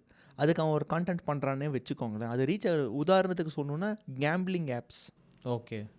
இப்போ கேம்பிளிங் ஆப்ஸே நீங்கள் ஒரு மிகப்பெரிய ஒரு எக்ஸாம்பிள் எடுத்து பார்த்துக்கோங்க. பெரிய பெரிய நடிகர்களை அவங்க என்டார்ஸ் பண்ணணும் அப்படின்னா அதிகப்படியான செலவு. நீங்கள் திறந்து பார்த்தீங்க அப்படின்னா என்ட்ரி லெவல் ஆர் சின்ன சின்ன கான்டென்ட் கிரியேட்டர்ஸ் எல்லாருமே கேம்பிளிங் ஆப்ஸ் பற்றி தானே பேசிகிட்டு இருக்காங்க. அதை வந்து எப்படி கொண்டு போகணும், அதை வந்து ப்ரொமோட் பண்ணுறது, அது இது பண்ணுறது, கமெண்ட் ஆஃப் பண்ணி வச்சுட்டு ப்ரொமோட் பண்ணுறது. ஏன்னா அவ்வளோ காசு வருது அவனுக்கு. ஓகே, பெரிய பெரிய அமௌண்ட் தான் அவனுக்கு அஸ் அ ஸ்மால் கான்டென்ட் கிரியேட்டராக. ஸோ அப்படி பார்க்கும்போது அந்த இடத்துல ஆப்பர்ச்சுனிட்டி இருக்குங்கிறத அவன் ஐடென்டிஃபை பண்ணிட்டான். இன்னும் கொஞ்ச நாள் என்ன ஆகும்னா பெரிய பெரிய பிராண்ட்ஸ் கான்டென்ட் கிரியேட்டர்ஸை என்டார்ஸ் பண்ண ஆரம்பிப்பாங்க. ஓகே. இப்போ எப்படி ஆக்டர்ஸ்க்கு நடந்ததோ அது அப்படியே இங்கே நடக்கும், கான்டென்ட் கிரியேட்டர்ஸ்க்கும் நடக்கும். அடுத்த ஒரு 2 வருஷத்துக்கு எக்ஸ்க்ளூசிவிட்டி நம்ம சைன் பண்ணிக்கலாம். 1 கோடி 2 கோடி ஆர் ஒரு 50 லட்சம் ஒரு 10 லட்சம் எக்ஸ்க்ளூசிவிட்டி. அடுத்த ஒரு வருஷத்தில் நான் கூப்பிடும்போதில் நீ வந்து எனக்கு ஆடை நடிச்சு கொடுக்கணும், ஃபோட்டோ ஷூட் பண்ணி கொடுக்கணும். அடுத்து இது கண்டிப்பாக நடக்கும். அடுத்த ஒரு 2-3 வருஷத்தில் இந்த ஒரு ப்ராசஸ் நடக்கும். அது நடக்கும்போது நாம் அங்கே எங்கே இருக்கோங்கிறத நம்ம தீர்மானிச்சுக்கணும். காசுக்காக இந்த கேம்பிளிங் பண்ணுறோம் அப்படிங்கிறதும் நிறைய பேர் அஃபெக்ட் பண்ணும்ல. இப்போ நம்ம வந்து ஒரு எஜுகேட்டட் ரிலேட்டட் கான்டென்ட் நீங்கள் அப்படி சொல்கிறீங்க. ஆ, கண்டிப்பாக அதில் வந்து எந்த ஒரு தப்பும் கிடையாது. காசுக்காக கேம்பிளிங் எவன் காசு கொடுத்தாலும் நான் எது வேணாலும் பேசுவேன். அதே மாதிரி எவன் காசு கொடுத்தாலும் எந்த பொருளை வேணாலும் நான் விற்பேன். எவன் காசு கொடுத்தாலும் யாரையும் நான் வந்து ஜால்ரா அடிப்பேன் அப்படிங்கிறதெல்லாமே வந்து பார்த்திங்க அப்படின்னா இன்னுமே வந்து ஒரு நெகட்டிவ் எஃபெக்ட்டை தான் க்ரியேட் பண்ணும். அது கிளியராக தெரியும் இவன் காசு வாங்கிட்டான் அப்படிங்கிறத. ஸோ அந்த இடத்துல கான்டென்ட் கிரியேட்டர்ஸ் கொஞ்சம் ரெஸ்பான்சிபிளாக, கொஞ்சம் இல்லை ரொம்ப அதிகப்படியான ரெஸ்பான்சிபிளாக இருக்கணுங்கிறது தான் நான் நினைப்பேன். இப்போ நானும் என்னை சார்ந்து இருக்கிற நண்பர்கள் கான்டென்ட் கிரியேட்டிங் ஃப்ரெண்ட்ஸுக்கும் நாங்கள் ஃபாலோ பண்ணுற பிரின்சிபல் என்னென்னா, இப்போ ஒரு ப்ரொமோஷன் எங்களுக்கு வருதுன்னு வச்சுக்கோங்களேன், ஒரு ப்ராடக்ட் ப்ரொமோஷனே வருதுன்னா அதை கண்டிப்பாக நான் யூஸ் பண்ணுவேன். ஒரு 1 மந்த் எக்ஸ்டென்சிவாக நான் யூஸ் பண்ணுவேன். சாட்டிஸ்ஃபைடாக இருந்தால் மட்டும்தான் அது கான்டென்ட்டாக மாறும். அப்படி இல்லைன்னா இல்லை சார் நான் முடியாது, எனக்கு எதுவும் சாட்டிஸ்ஃபைடாக இல்லை அப்படிங்கிறத நான் சொல்லிடுவேன் அந்த ஒரு ப்ராடக்ட்டுக்கு. இப்போ நான் ஒரு 1 இயர் ஆயிடுச்சு ப்ரொமோஷன் ஸ்டாப் பண்ணி, மறுபடியும் இப்போ தான் ஸ்டார்ட் பண்ணியிருக்கேன். ஸோ ஸ்டார்ட் பண்ணி ஃபஸ்ட்டு ப்ராடக்ட்டே பார்த்தீங்க அப்படின்னா நம்மளாம் ப்ரொமோட் பண்ணி முடிச்சதுக்கப்புறம் they got funding from Nayanthara and Vignesh Sivan. Okay. அந்த அளவுக்கு குவாலிட்டியான ப்ராடக்ட் தான் நம்ம பண்ணுறோம். நான் சொல்கிறேன், எக்ஸாம்பிள் சொல்கிறேன், அந்த அளவுக்கு நல்ல தரமான ப்ராடக்ட்ஸ் தான் எடுத்து நான் ப்ரொமோட் பண்ணணும்னு நான் நினைக்கிறேன். 2வது லோக்கல் ஆண்டர்ப்ரனர்ஸ்க்கு சப்போர்ட் பண்ணணும். பெரிய பெரிய பிராண்ட்ஸ் வருவாங்க, கண்டிப்பாக வருவாங்க, எங்களுக்கு இது கொடுங்க, கமர்ஷியல்ஸ் நீங்கள் சொல்கிறதான்னு சொல்லி. லோக்கல் ஆண்டர்ப்ரனர்ஸ், நம்ம ஊரில் இருக்கிற ஆண்டர்ப்ரனர்ஸ், அவங்களுக்கு சப்போர்ட் பண்ணணுங்கிறது தான் என்னுடைய குறிக்கோள். ஸோ அப்படி இருக்கிறதுல நல்ல ப்ராடக்ட் எது இருக்குது, அவங்க வந்து நீங்கள் தான் எங்களுக்கு ப்ரொமோட் பண்ணி தரணும் அப்படிங்கிற மாதிரி அவங்க கேட்கும்போது நம்ம முதல்ல ஸ்டடி பண்ணுறோம். அதுக்கப்புறம் இவங்க நல்லா இருந்தால் மட்டும்தான் ப்ரொமோஷன். அப்படி இல்லைன்னா சார் இல்லை சார் எங்களுக்கு நெக்ஸ்ட் டைம் பண்ணிக்கலாம், அப்படி இல்லை இன்னும் கொஞ்சம் ஒரு 6 மாதம் கழிச்சு பண்ணிக்கலாம் அப்படிங்கிற மாதிரி தள்ளி போட்டுறது. ஓகே. இப்போ நீங்கள் க்ரியேட்டராக ஜேர்னியை ஸ்டார்ட் பண்ணி அது ரிலேட்டடாக ஒரு பிஸ்னஸ் நம்ம இப்போ பண்ணிக்கிட்டு இருக்கோம். இந்த ப்ராசஸை எப்படி வந்து ஸ்டார்ட் பண்ணுறது, ஒரு க்ரியேட்டர்ப்ரனராக எப்படி ஆகுறது? இல்லை, நான் ஃபஸ்ட்டு பிஸ்னஸ் தான் பண்ணிகிட்டு இருந்தேன், அதுக்கப்புறம் தான் க்ரியேட்டர். ஸோ அதுக்கும் இதுக்கும் வாஸ்ட் டிஃப்ரென்ஸ். என்னோடய எந்த வீடியோஸ்லையும் நான் என்ன பிஸ்னஸ் பண்ணிகிட்டு இருக்கேங்கிறது எந்த இடத்துலையும் சொன்னதில்லை. என்னோடய கம்பெனியோட டீட்டெயில்ஸ் எல்லாம் சேரன் அகாடமி தான் கம்பெனி அப்படின்னு வச்சுருங்க, அப்படிலாம் கிடையாது. There are some other entities also. So அதை நான் எந்த ஒரு இடத்துலையுமே நான் சொன்னது கிடையாது. என்னென்னா அதை சொல்லி தான் நான் இது மூலிமா பிஸ்னஸ் எடுக்கணுங்கிற அவசியம் கிடையாது. எனக்கு பிஸ்னஸ் ஏற்கனவே நல்லா கடவுள் புண்ணியத்தில் சூப்பராக போயிட்டுருக்கு. அப்போ என்ன பிஸ்னஸ் பண்ணிகிட்டு இருந்தீங்கன்னு இங்கே சொல்லிடுங்க ப்ரோ. இல்லை நான் இது இங்கேயும் சொல்ல மாட்டேன். Okay. Actually basically sales consulting இண்டஸ்ட்ரீஸ்க்கு வி டூ சேல்ஸ் கன்சல்டிங், அப்புறம் சேல்ஸ் ட்ரைனிங்ஸ் இண்டஸ்ட்ரி. அது வந்து கான்டென்ட் கிரியேஷன் ஆரம்பிக்கிறதுக்கு முன்னாடி இருந்தே அது ஸ்டார்ட் பண்ணிட்டோம். லாக்டவுன் பீரியடில் எக்ஸாக்டாக அது வந்து பூமப் ஆக ஆரம்பிச்சிச்சு. எனக்கு நிறைய பேர்த்துக்கு வந்து கொரோனா, எனக்கெல்லாம் ஜெய் கொரோனா தான். எனக்கு கொரோனா வந்து கொரோனாவில் தான் என் லைஃப் சேஞ்ச் ஆச்சு. இப்போது இந்த கான்டென்ட் கிரியேட் பண்ண ஆரம்பித்ததுக்கப்புறம் நிறைய பிரைன் ஸ்டார்ம் பண்ணி நிறைய பிஸ்னஸ் பண்ணலான்னு தோணியிருக்கும். அதில் இப்போ நீங்கள் பண்ணிக்கிட்டு இருக்கிறது என்ன, ஃப்யூச்சர் பிளான் என்ன? ஃப்யூச்சர் பிளான் பெருசாக ஒன்றும் இல்லைங்க பிரதர். நான் இப்போ பண்ணிட்டு இருக்கிறதே இல்லை, நம்ம பாட்காஸ்ட்டில் சொல்ல வேணாம் அப்படின்னு. சிச்சி அப்படியெல்லாம் கிடையாது. ஃப்யூச்சர் பிளான்ஸ் பெருசாலாம் ஒன்றும் கிடையாது. இப்போது ஒரு சில விஷயங்கள் பேசிகிட்டு இருக்கிறோம். பட் ஜென்ரலாக பார்த்தீங்க அப்படின்னா இப்போ நாங்கள் வந்து நிறைய கம்பெனிஸ் கூட ஒர்க் பண்ணிகிட்ருக்குறோம். அந்த கம்பெனிஸ்குள்ளே நாங்கள் வந்து ப்ராசஸ் பண்ண போகும்போது நாங்கள் அவங்க கூட வந்து நான் டிஸ்க்ளோஷர் அக்ரிமெண்ட் என்டிஏன்னு சொல்லி ஒன்று இருக்கும். அவங்க கூட சைன் பண்ணிடுவோம் ஃபஸ்ட்டு. அந்த என்டிஏ சைன் பண்ணும்போது என்ன ஆகும்னா அவங்க கூட நாங்கள் என்ன ப்ராசஸ் பண்ணுறோம், அவங்களுக்கு நாங்கள் என்ன பண்ணுறோம், அவங்க கம்பெனி நேமே நாங்கள் வந்து வெளியே எங்கேயும் மென்ஷன் பண்ண போகிறது கிடையாது, பண்ணுறதில்ல. ஸோ அதை பேஸ் பண்ணி தான் என்னால் எதுவுமே அது மேலே சொல்ல முடியறதில்ல. பட் என்னோடய ஃப்யூச்சர் பிளான்ஸ் என்னென்னா கோயிங் இன்டர்நேஷ்னலாக என்னுடைய கன்சல்டிங் பிஸ்னஸை எடுத்துகிட்டு போகணுங்கிறது தான் என்னுடைய. ஸோ கன்சல்ட்டிங்கிறது தான் நீஷ், அதை தான் நம்ம வந்து ஒரு பிஸ்னஸ் மேனாக நம்ம அதை ப்ரமோட் பண்ண போகிறோம் அப்படிங்கிறது. பட் அதை கான்டென்ட் க்ரியேஷனில் கொண்டு வரதுக்கு வந்து உண்மையாக ரொம்ப தேங்க்ஸ் ப்ரோ. ஏன்னா நிறைய பேர் இப்படி தான், தப்பு கிடையாது, ஒரு கான்டென்ட் க்ரியேஷனில் ஒரு கொஞ்சம் பூம் ஆனதுக்கப்புறம் அவங்க பிஸ்னஸ்க்கு அதை யூஸ் பண்ணுவாங்க. ஒரு பிராண்ட் ரிலீஸ் பண்ணுவாங்க, கரெக்ட், ஒரு ட்ரெஸ் பிராண்ட் ரிலீஸ் பண்ணுவாங்க, ஒரு ஃபுட் பிராண்டு, ஒரு மேக்கப் பிராண்ட் ரிலீஸ் பண்ணுவாங்க. நான் அது தப்புன்னு கூட சொல்ல மாட்டேன். அது ஒரு வே தான். அது வந்து நம்ம வந்து அது ஒரு பிஸ்னஸ் மாடல் தான். பட் அதை சஸ்டெயினபிளாக கொண்டு போகணும், அதுதான் நான் எப்போவுமே சொல்லுவேன். அது வந்து அது தப்புன்னு நான் சொல்லவே மாட்டேன். ஃபேம் இருக்குது, அவங்களுக்கான ஒரு லைம் லைட் இருக்குது, அந்த இடத்துல ஒரு விஷயத்தை வச்சு அவங்க டெவலப் ஆகணும்னு நினைக்கிறாங்க. அதில் என்னை பொறுத்த வரைக்கும் அதில் எதுவும் தப்புன்னு நம்ம சொல்லவே முடியாது, சொல்லக்கூடாது. அப்படி பார்த்தா பெரிய பெரிய நடிகர்கள் எல்லாமே வந்து பார்த்திங்கன்னா பெரிய பெரிய ஹோட்டல்ஸ் வச்சுருக்காங்க. கரெக்ட். இப்போ விராட் கோலியே பார்த்தீங்கன்னா ஒரு பெரிய ஹோட்டல் வச்சுருக்காரு. அப்போ அவர் லைம் லைட்டில் இருக்கார், கிரிக்கெட்லேயே நல்லா சம்பாதிக்கிறாரு, அவர் ஹோட்டல் வைக்கக்கூடாது அப்படிங்கிற மாதிரிலாம் எதுவுமே கிடையாது. அவருக்கு இப்போது கேட்ரினா கைஃப் பார்த்தீங்கன்னா அவங்களுடைய மேக்கப் ப்ராடக்ட்ஸ் வச்சுருக்காங்க. நயன்தாரா பார்த்தீங்கன்னா she has her own makeup products. அப்போ முடியாதுன்னு சொல்ல முடியாதுல்ல. ஓகே, அதே அதே ஃபார்முலா தானே சின்ன லெவல். நான் அதான் சொன்னேன், பெரிய லெவலில் ஒருத்தவங்களுக்கு ஹிட் ஆகிட்டு இருக்கு அப்படின்னா சின்ன லெவலில் சின்னதாக நமக்கும் ஹிட் ஆகும். அதை தான் நம்ம கான்டென்ட் கிரியேட்டர்ஸ் பண்ணிகிட்ருக்கோம். அது தப்புன்னு சொல்ல முடியாது. நிறைய பேர் நினைக்கிறாங்க, இவன் ஆரம்பிச்சிட்டான், அது அவனுடைய சாமர்த்தியம். கரெக்ட். அவன் ஜெயிச்சா, அவன் அடிபட்டிருக்கான், அவனுக்கு அந்த தில் இருக்குது, அவனுக்கு அந்த திறன் இருக்குது, அவனை அதை கொண்டு போகிறதுக்கான ஒரு விஷன் இருக்குது. அவன் பண்ணுறதுல அது எந்த தப்பும் கிடையாது. ஒரு கான்டென்ட் கிரியேட்டர் வந்து ஸ்டார்டிங்கில் நல்லா பேசுவாங்க, அதுக்கப்புறம் பார்த்தீங்கன்னா அவங்க ப்ராடக்ட்டை விற்கிற தில் இருக்குடா அவன்கிட்ட, அவன் விற்பான்டா. நீ வாங்காதது அது உன்னோட தனிப்பட்ட ஒரு விஷயம். பட் செய்யக்கூடாதுன்னு சொல்கிறதுக்கு எவனுக்குமே உரிமை கிடையாது. ஓகே, எல்லாரும் டப்பி சாத்திட்டு கிளம்பி, எல்லாருமே டப்பி சாத்திட்டு. ஓகே ப்ரோ, இப்போது நம்ம வந்து கிரியேட்டர் பற்றி பேசுகிறனால இந்த கிரியேட்டர் ஜேர்னியை இம்ப்ரூவ் பண்ணுறதுக்காக நீங்கள் வந்து சஜஸ்ட் பண்ணுற சில புக்ஸ், இல்லை வீடியோஸ், இல்லை பாட்காஸ்ட்டில் நான் இப்போது ஆஃப்லேட் வந்து புக்ஸு கொஞ்சம் கம்மியாக படிச்சுட்ருக்கிறேன். இப்போ ரீசெண்டாக ஃபோக்கஸுங்கிற ஒரு புக்கு தான் நான் படிச்சுட்ருக்கிறேன். ஃபோக்கஸ் எனக்கு வந்து அது ஒரு மிகப்பெரிய ஒரு சேஞ்சு ஏற்படுத்திகிட்டு இருக்கு. அதாவது எப்படி நம்ம ஒரு விஷயத்து மேலே தீர்மானமாக ஃபோக்கஸ் பண்ணணும், எப்படிலாம் பண்ணலாம் அப்படிங்கிறத பற்றி இந்த புத்தகம் பேசுது. டைரி ஆஃப் அ சிஇஓங்கிற ஒரு பாட்காஸ்ட் இருக்குது. Okay, diary of a CEO, அது கண்டிப்பாக எல்லாருமே அதை கேட்க வேண்டிய ஒரு விஷயம். அதே மாதிரி இந்தியன் பாட்காஸ்ட்டை நீங்கள் பார்த்து இன்ஸ்பயர் ஆகணும் அப்படின்னு பார்த்தீங்கன்னா பீர் பைசப்ஸ் இருக்குது. ஸோ என்னை பொறுத்த வரைக்கும் நீங்கள் அந்த மாதிரி பாருங்கள், நிறைய இது இருக்குது, புக்ஸ் இருக்குது, ஆன்லைன் புக்ஸ் இருக்குது. ஓகே, அஃப்கோர்ஸ் ஷேர் அண்ட் டாக்ஸை பாருங்க, நாமளே இங்கே ப்ரமோட் பண்ணக்கூடாது. பட் அதான் சொல்கிறேன், நிறைய புக்ஸ் நீங்கள் நிறைய கேளுங்க.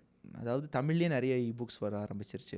ஸோ அதெல்லாம் நீங்கள் கேளுங்க, அதெல்லாம் உங்கள் லைஃப்பில் டெவலப் ஆகும். இதுதான் அப்படிங்கிறது கிடையாது, இது எல்லாமே இருக்குங்கிறத நான் சொல்லுவேன். பட் நான் லிசன் பண்ணுறது இவங்க 2 பேரையுமே. ரொம்ப வருஷமாக வந்து நீங்கள் ஷார்ட் ஃபார்ம் கண்டென்ட்டை வந்து நல்லா பண்ணிக்கிட்டு இருக்கீங்க. ஸோ பாட்காஸ்ட்டை அடாப்ட் பண்ணுறதுக்கான ரீசன் என்ன? அதாங்க, அதுக்கான ஒரு தேவை இருக்குது. அது இப்போ எப்படி வந்து ஷார்ட்ஸ் வந்து டிக்டாக் வந்தோன்னே ஒரு ட்ரெண்டாக மாறிச்சோ, அந்த மாதிரி லாங் ஃபார்ம் கான்டென்ட், அதுவும் interview based, podcast based content, இப்போ நம்ம பேசிகிட்டு இருக்கிற மாதிரி இதுக்கு ஒரு ஃபேன் சொல்கிறத விட இதுக்கான ஒரு சப்ஸ்கிரைபர் பேஸ் அடுத்த வர ஒரு 2 வருஷத்தில் கண்டிப்பாக ஃபார்ம் ஆகும். ஓகே, கண்டிப்பாக ஃபார்ம் ஆகும். அது ஒரு சங்க் அங்கே இருக்குது. அதாவது இந்தியன் கான்டென்ட் க்ரியேஷனில், அதுவும் குறிப்பாக சவுத் இண்டியன் கான்டென்ட் க்ரியேஷனில் அந்த பீஸ் ஆஃப் கேக்கை இன்னும் பெருசாக யாரும் தொடாமலே வச்சுருக்காங்க. ஓகே, யாருமே தொடலை பெருசாக.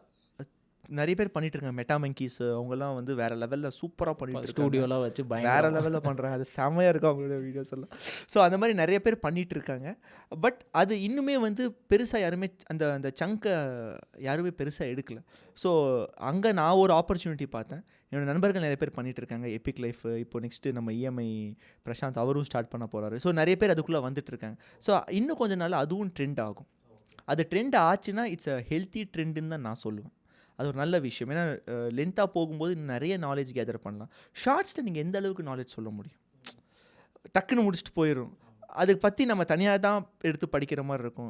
லாங் ஃபார்மில் இது அதுவும் அல்ட்ரா லாங் ஃபார்ம் ஒரு 2 மணி நேரம் 1 மணி நேரம் இந்த மாதிரிலாம் பாட்காஸ்ட் வரும்போது என்ன ஆகும் அப்படின்னா நிறைய விஷயங்கள் கற்றுக்கலாம். நிறைய பேருக்கு உள்ளே கொண்டு வந்து ஒரு டிஸ்கஷனாக போகும்போது அது நாலேஜ் வேறு லெவலில் ஷேர் ஆகும். அது கண்டிப்பாக க்ரோத்துக்கு யூஸ்ஃபுல்லாக இருக்கும். ஓகே. அது அது ஒரு ட்ரெண்டாக வரனால தான் நம்ம அடாப்ட் பண்ணுறோமா, இல்லை வந்து உங்களுக்கு நீட் இருந்துச்சா? எனக்கு ஒரு நெட்வொர்க்கிங் செக்ஷனோ இல்லை ஏதோ வேணும், எனக்கு ஒரு நீட் இருக்குது, அதனால பாட்காஸ்ட் ஸ்டார்ட் பண்ணுறேன். ரெண்டுமே தான். பட் ட்ரெண்டுங்கிறது தான் ஃபஸ்ட்டு ஆன்சர்.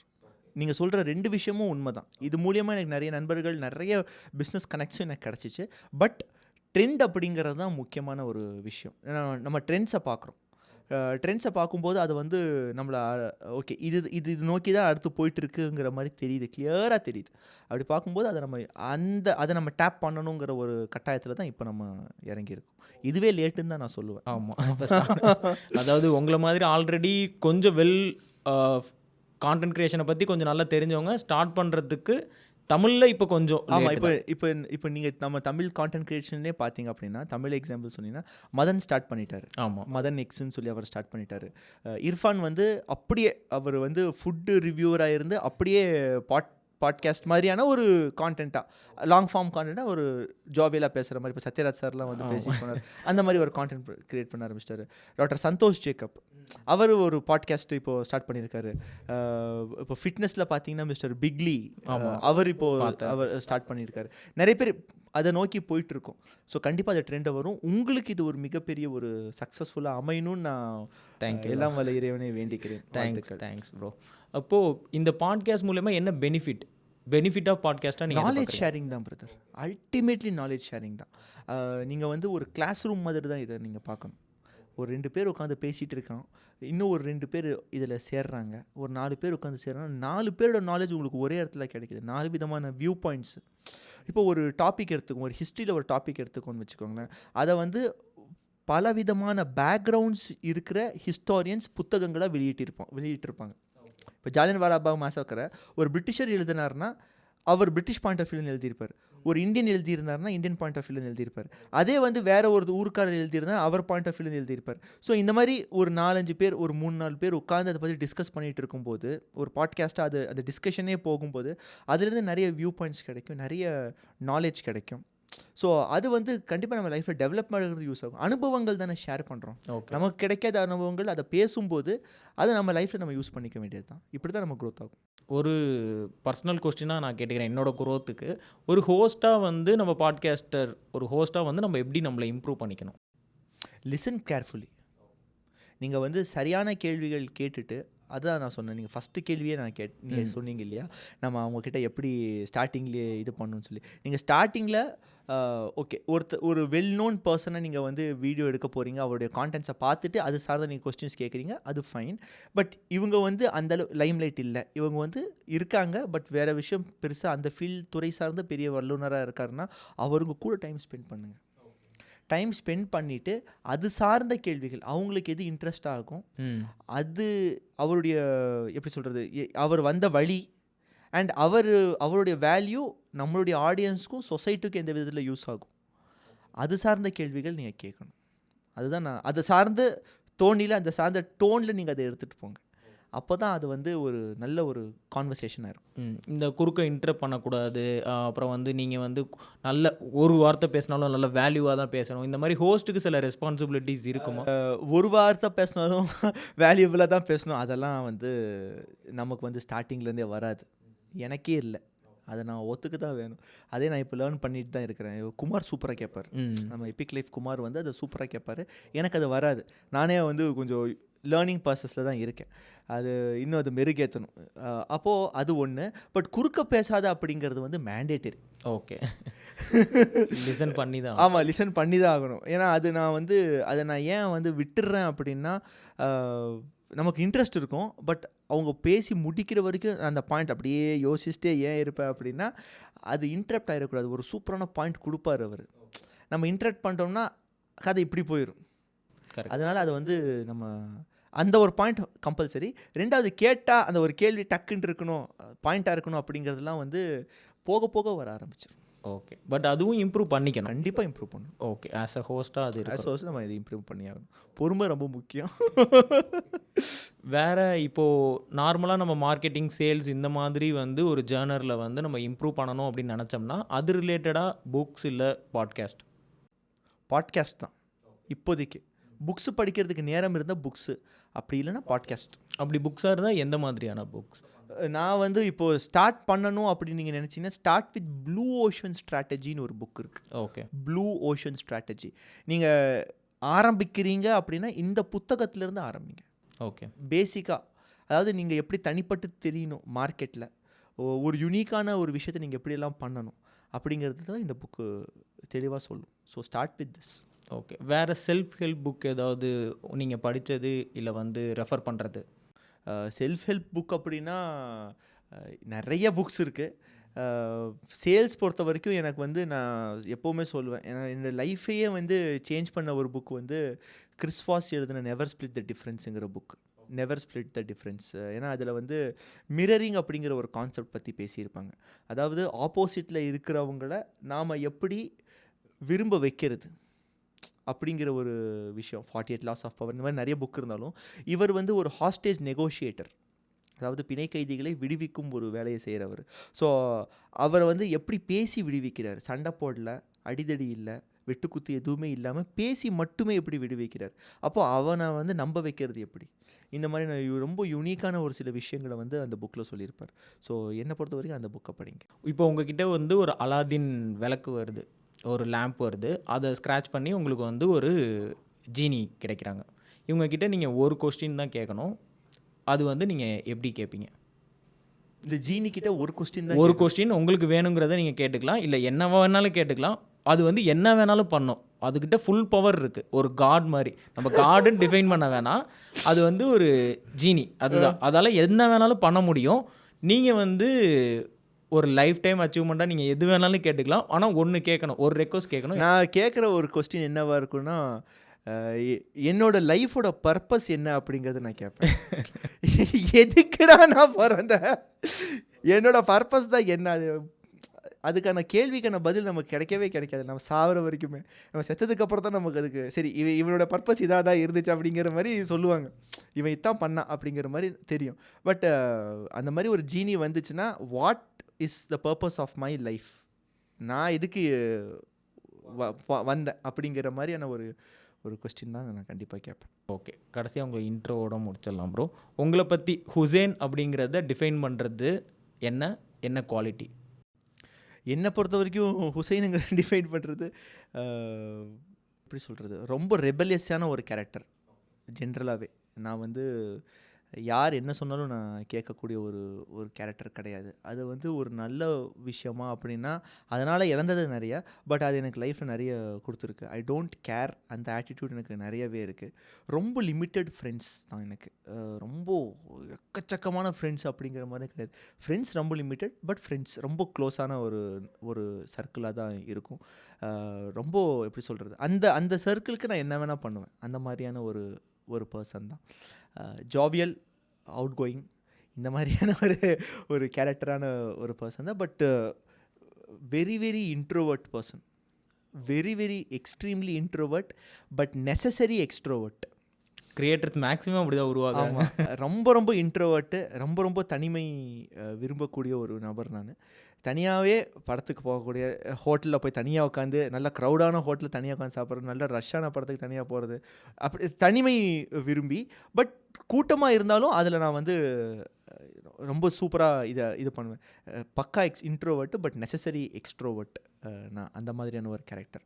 ரெண்டாவது, வேணும் அப்படின்னு முடிவு பண்ணிட்டோம் அப்படின்னா அதை எப்படியெல்லாம் நம்ம அடையலாம் அப்படிங்கிறதுல நான் ரொம்ப கிளியராக இருப்பேன். அந்த இடத்துல நான் சென்டிமெண்ட்டு இதெல்லாம் எதுவுமே பார்க்க மாட்டேன். கொஞ்சம் வில்லத்தனமான ஒரு கேரக்டர் தான் வச்சுக்கோங்களேன். எனக்கு இது வேணும் அப்படின்னு முடிவு பண்ணிட்டேன்னா ஐ கோ ஆஃப்டர் தட் மெத்தடாலஜிக்கலி. ஸோ அந்த இடத்துல சென்டிமெண்ட் அது எதுவுமே நான் பார்க்க மாட்டேன். ஸோ அந்த மாதிரியான ஒரு ரூத்லெஸ் கேரக்டர் தான். ஓகே. இந்த சேரன் அகாடமிங்கிற நேமுக்கு வந்து டெஃபினேஷன் நான் நிறைய வீடியோவில் பார்த்துருக்கேன். இருந்தாலும் அந்த சேரன் அகாடமிங்கிறதுக்கு டெஃபினேஷன் சொல்லுங்கள். அதே மாதிரி சேரன் டாக்ஸ்னு இப்போ நீங்கள் பாட்காஸ்ட் ஆரம்பிக்கும் போது கூட அந்த சேரனை ஃபாலோ பண்ணுறதுக்கான ரீசன். அதாவது சேரனுங்கிற நேம் வந்து எப்படி வச்சோம் அப்படின்னா, நானும் என்னுடைய ப்ரொஃபஸர்ஸ் 2 பேருமே வந்து உட்காந்து டிஸ்கஸ் பண்ணிட்டு இருந்தோம். சார் நம்ம ஸ்டார்ட் பண்ணும்போது ஏதாவது ஒரு நல்ல நேமாக வைக்கணும். So first what we discussed was Bodhi. Okay. Bodhi அப்படிங்கிற மாதிரி தான் ஸ்டார்ட் பண்ணோன்னு பார்த்தா, but it's a very common name. 2வது ரொம்ப வடக்கன் ஸ்டைலாக இருந்துச்சு. அது எனக்கு அது பிடிக்கல. அவங்க அதான் சொன்னாங்க, தம்பி போதின்னு பேர் வைக்கலாம்ப்பா அப்படின்னு சொல்லி. எனக்கு பிடிக்கல. அப்புறம் அது ரொம்ப ரீஜனலாக இருக்கணும் சார், அப்படி இப்படி நினச்சிட்டு இருக்கிற டைமில் சடனாக என்னோடய சார் வந்து சேரன் வைக்கலாம் அப்படின்னு. ஸோ சேரன் வந்து என்னுடைய நண்பருடைய பேர். ஸோ அவர் இல்லை. ஸோ சரி, அப்போது இதுதான் அப்படிங்கிறது அங்கேயே ஃபிக்ஸ் பண்ணிட்டேன் நான். டக்குன்னு அது இட் கேம் அப். ஸோ அப்படி தான் வந்து அந்த நேம் ஃபார்ம் ஆச்சு. அதே மாதிரி சேரன் டாக்ஸ் அப்படிங்கிறது இதோட கண்டினியூஷன் தானே அது. ஓகே. ஸோ இது ஒரு பிராண்டாக உருவானனால அதை கண்டினியூ பண்ணலாம். இது ஒரு பிராண்டாக ஃபார்ம் ஆயிடுச்சு. ஸோ அப்போது இதில் வந்து இது சார்ந்தது தான் அது இருக்கட்டும். அது பேரை டிஃப்ரெண்ட்டாக என்டையரி சேஞ்ச் பண்ண வேணாம் அப்படிங்கிற மாதிரி. பட் ஆக்சுவலி பேர் வைக்கலான்னு சொல்லி நான் சிபிக்கிட்டையும் இவங்ககிட்டையும் டிஸ்கஸ் பண்ணது வந்து டப்பி டாக்ஸ்ன்னு வைக்கலாம் தான் பிளான் பண்ணி. நல்லா இருந்திருக்கும். நானும் அதுதான் சொன்னேன், டப்பி டாக்ஸ்ன்னு வைக்கலாம்ப்பா, அது செம்மையாக இருக்கும், நல்ல ரீச் ஆகும். இல்லை நம்ம பெரிய பெரிய கெஸ்ட்ஸ் எல்லாம் நம்ம கூப்பிடுறோம், ஓகே, ரொம்ப ரெஸ்பெக்ட்ஃபுல் பீப்புளெல்லாம் நம்ம கூப்பிட்றோம், அந்த இடத்துல போய் டப்பி டாக்ஸ்க்கு வாங்கன்னு சொன்னால் நல்லா இருக்காது. சேரன் டாக்ஸ் வந்து லிஜிபிளாக இருக்கும். எனக்கு அது அவங்க அதில் சொன்னதில் எனக்கு உடன்பாடே கிடையாது. பட் நண்பர்கள் சொன்னால் நம்ம நல்லதுக்காக தான் சொல்லுவாங்க, நம்ம கெட்டு குட்டிச்சவரம்னு சொல்கிறது இல்லையா. ஸோ அப்போது பிளைண்ட்லி ஃபாலோ. சில பேர் வந்து ஆனால் அடமெண்ட்டாக இருப்பாங்க, ஏன்னா அது வந்து ஒரு பிராண்ட் ஆயிடுச்சு. இன்னொன்று என்னோட கேரக்டர் அதுதான் பேச ஆரம்பிச்சிருவாங்க. நான் வந்து அவங்க லெஜிபிளாக இருக்கட்டும், பாட்காஸ்ட் வந்து ப்ரொஃபஷ்னலாக இருக்கட்டும், நான் அதுதான் டப்பிங்கிறது என்னோட ஐடென்டிட்டி. நான் அப்படி தான் நினச்சேன். சரி, நானும் அதில் ரொம்ப அடமெண்ட்டாக இருந்தேன். பட் ஒரு பாயிண்டில் வந்து சரி okay, will go with Cheran talks, லெஜிபிளாகவே இருக்கட்டுமே, Cheran talks, Cheran academy, Cheran talks அப்படியே போகலாமே அப்படின்னு சொல்லி. டப்பி டாக்ஸ் வச்சா இன்னும் நல்ல ஹைப்பராக இருந்திருக்கும். But okay, fine, what happens is happened. Okay. எதனால் வந்து தனி சேனலாக க்ரியேட் பண்ணி அது ஒரு பாட்காஸ்ட்டாக கொண்டு போகணுங்கிற ஐடியா இல்லாமல் அது வந்து தேவை கிடையாதா, இல்லை இப்படியே ஸ்டார்ட் பண்ணுறது பெஸ்ட்டாக? இல்லை, தனி சேனலாக கொண்டு போய் அதை டைவர்சிஃபை பண்ணி அதுக்கப்புறம் அதை தனியாக நம்ம மெயின்டைன் பண்ணிவிட்டு அப்புறம் சொல்லணும், அதுக்கு நேரம் இல்லை. ஆக்சுவலி அது தனியாக கொண்டு போய் அதை நம்ம இல்லை நீங்கள் சொன்ன கேள்விக்கு பதில் சொல்லணும் அப்படின்னா ஒரு தனி சேனல் ஸ்டார்ட் பண்ணி அதை தனியாக நம்ம மெயின்டைன் பண்ணி அதுக்கப்புறம் அதுக்கு ஒரு தனி அது தேவையில்லைன்னு நான் நினச்சேன். எதுக்கு தேவையில்லாமல் எல்லாம் ஒரே கூடாரத்துக்குள்ளே வந்தால் நல்லது தானே அப்படிங்கிற மாதிரி தான் நினச்சேன். பட் தனி சேனல் ஸ்டார்ட் பண்ணுற மாதிரி இப்போ எனக்கு ஐடியா இல்லை. ஒரு சேனல், அந்த சேனல் அப்படியே நம்ம மெயின்டைன் பண்ணோம். ஏன்னா வெல் க்ரோத் கான்டென்ட் கிரியேட்டர்லாம் என்ன சொல்லுவாங்க அப்படின்னா, இப்போ எக்ஸாம்பிளுக்கு நம்ம கிட்டே இருக்க சர்க்கிளே குமார் பிரதருமே எனக்கு சஜஸ்ட் பண்ணது என்ன அப்படின்னா, கிளிப்ஸுக்கு ஒரு சேனல் ஆரம்பிங்க. இப்போ இஎம்ஐ பிரசாந்த் ப்ரோவும் பண்ணுறது என்ன அப்படின்னா, சைல்டுக்கு ஒரு சேனல், அடல்ட்டுக்கு ஒரு சேனல், இந்த மாதிரி இருக்கும் போது அவங்க என்ன மெயின் பாயிண்ட்டாக கன்வின்ஸ் பண்ணுறதுக்காக இருக்கட்டும், இல்லை பெஸ்ட் மென்டர்ஷிப்பாக இருக்கட்டும், அவங்க சொல்கிற என்னன்னா, நீங்கள் யூடியூப்போட அல்கரிதமாக ட்ரைன் பண்ணியிருக்கீங்க, ஒரு ஷார்ட்ஸுக்கு ட்ரைன் பண்ணியிருக்கீங்க, உங்களுக்கு ஷார்ட்ஸ் தான் ஓடும். அதில் நீங்கள் லாங் ஃபார்ம் போடும் போது உங்களுக்கு வியூஸ் போகாதுக்கு வாய்ப்பு இருக்குது, ரிஸ்க் எடுக்காதீங்க, தனி சேனல் போங்க அப்படின்னு. உங்களுக்கும் கண்டிப்பாக அந்த மாதிரி சஜஷன்ஸ் வந்திருக்கும். இல்லை, அவங்களே சொன்னாங்க எனக்கும். பட் ஆக்சுவலி என்னென்னு பார்த்தீங்கன்னா, it can be trained for both also. Okay. நம்ம நினச்சிட்டு இருக்கிறோம் அல்காரிதம் இதுக்கு மட்டும்தான் ட்ரெயின் ஆகிருக்கு, இது மட்டும்தான் எடுத்துக்காட்டும், அது மட்டும் எடுத்துக்காட்டாது, அப்படிலாம் கிடையாது. நம்ம கன்சிஸ்டண்ட்டாக போடும்போது கண்டிப்பாக அதுக்கான இப்போது என்னென்னா லாங் ஃபார்ம்லேயே பார்த்தீங்கன்னா 205K வியூஸ் போன ஒரு வீடியோவும் இருக்குது, 50 நிமிஷம் வீடியோ பார்த்தேன் நானும், அதுவும் இருக்குது. ஸோ அந்த இடத்துல நம்ம எப்படி லேர்ன் பண்ணுறோம் அப்படின்னா, நான் எப்படி லேர்ன் பண்ணுறேன் அப்படின்னா, அல்காரிதம் கிடையாது, நாம் எந்த மாதிரியான டிஸ்கிரிப்ஷன்ஸ் கொடுக்குறோம், ஓகே, நாம் எந்த மாதிரியான தம்ப்நெயில்ஸ் வைக்கிறோம், நாம் எந்த மாதிரியான கண்டென்ட் இதுதான் அப்படிங்கிறத நம்ம யூடியூப்க்கு எப்படி தெரியப்படுத்துகிறோம், அது சார்ந்து அந்த விஷயங்களுக்கு அது முன்னெடுப்படுத்துது. அப்படி தான் நான் அதை பார்க்குறேன். ஸோ அதில் தான் இப்போ அதிகப்படியாக ஃபோக்கஸ் பண்ணிகிட்ருக்குறோம். எப்படியெல்லாம் நம்ம யூடியூபுக்கு சொல்லலாம் இந்த கண்டென்ட் நல்ல கண்டென்ட் அப்படிங்கிறத. ஸோ அந்த மாதிரி விஷயங்களை இப்போ அடுத்து ஃபோக்கஸ் பண்ணிகிட்ருக்கோம். ஓகே. இப்போது ஒரு எக்ஸ்பீரியன்ஸ் கான்டென்ட் க்ரியேட்டராக இந்த யூடியூப்பை நம்ம வந்து ஒரு கான்டென்ட் க்ரியேஷன் பிளாட்ஃபார்மாக யூஸ் பண்ணுறதுக்கு ஒரு 3 ட்ரிக் ஆஸ்பைரிங் க்ரியேட்டர்ஸ் க்ரியேட் பண்ண ஸ்டார்ட் பண்ணும்போது. அதாவது ஃபஸ்ட்டு ட்ரிக்கு என்ன சொல்லுவேன் அப்படின்னா, ஸ்டார்ட் வித் ஷார்ட்ஸ். இதுதான் ஃபஸ்ட்டு ட்ரிக்கு. நீங்கள் வந்து ஒர்க் ஆகுது ஆகலை, ஸ்டார்ட் வித் ஒரு 60 ஷார்ட்ஸோட ஃபஸ்ட்டு ஸ்டார்ட் பண்ணுங்கள். 60 ஷார்ட்ஸ் நான் போட போகிறேன் அடுத்த 60 நாள், 2 மாதத்துக்கு கண்டினியூஸாக ஷார்ட்ஸ் போட போகிறேன். Start with 60 shorts. அதில் ஏதாவது கண்டிப்பாக ஏதாவது ஒரு 3 இல்லைன்னா 4 வீடியோவாவது ஹிட் அடிக்கும். ஓகே. ஹிட் அடிக்கும்போது எந்த மாதிரியான வீடியோஸ் ஹிட் அடிக்குதுன்னு பார்த்துட்டு அது சார்ந்த வீடியோஸை இன்னும் நிறைய க்ரியேட் பண்ணுங்கள். அடுத்த ஒரு 5 மாதத்துக்கு ஷார்ட்ஸ் மட்டுமே வச்சு ப்ராப்ளம் ஆகுங்க. உங்கள் சேனலில் முதல் கொண்டு போய் சேர்த்துங்க. அதுக்கப்புறம் ஒரு 3 மினிட்ஸ் ஒரு 4 மினிட்ஸ் வீடியோஸ் மாதிரி ஸ்டார்ட் பண்ணுங்கள். ஒரு ஷார்ட்ஸ் மாதிரியான ஒரு கான்டென்ட்டே 3 or 4 மினிட்ஸ் வீடியோஸில் ஸ்டார்ட் பண்ணுங்கள். அதுக்கப்புறம் கொஞ்சம் கொஞ்சமாக இன்க்ரீஸ் பண்ணிட்டு போங்க. This will be the first step. Second step, be consistent. அதே மாதிரி ஒரு டீமை வச்சு தான் பண்ணணும் அப்படிங்கிற மாதிரிலாம் கிடையாது. Start learning and start doing by yourself. DIY தான், டூ இட் யோர் செல்ஃப் தான் ஃபஸ்ட்டு. அதுக்கப்புறம் நீங்கள் கொஞ்சமாக டெவலப் ஆகுங்க, டீமை ரெக்ரூட் பண்ணுங்கள், அந்த ப்ராசஸை நீங்கள் அவுட் சோர்ஸ் பண்ணுங்கள். தாட் ப்ராசஸ் மட்டும்தான் உங்களோடது, மற்றதெல்லாம் அவங்க பண்ணுற மாதிரி ஃப்யூச்சரில் நான் சொல்கிறது மில்லியன்ஸ் ஆஃப் சப்ஸ்கிரைபர்ஸ் வந்ததுக்கப்புறம் அந்த மாதிரியான ஒரு க்ரோத் ப்ராசஸில் கொண்டு போங்க. மூணாவது ஒரு ட்ரிக்கு நான் என்ன சொல்வேன் அப்படின்னா, ஒரு பாயிண்ட்டுக்கு அப்புறம் உங்களுக்கு ப்ரொமோஷன்ஸ் வர ஆரம்பிக்கும். யூடியூப் ரெவென்யூ மட்டும் உங்களுக்கு வந்து அது வந்து அந்த அளவுக்கு உங்களுக்கு ஈடு கொடுக்காது. ப்ரொமோஷன்ஸ் வர ஆரம்பிக்கும்.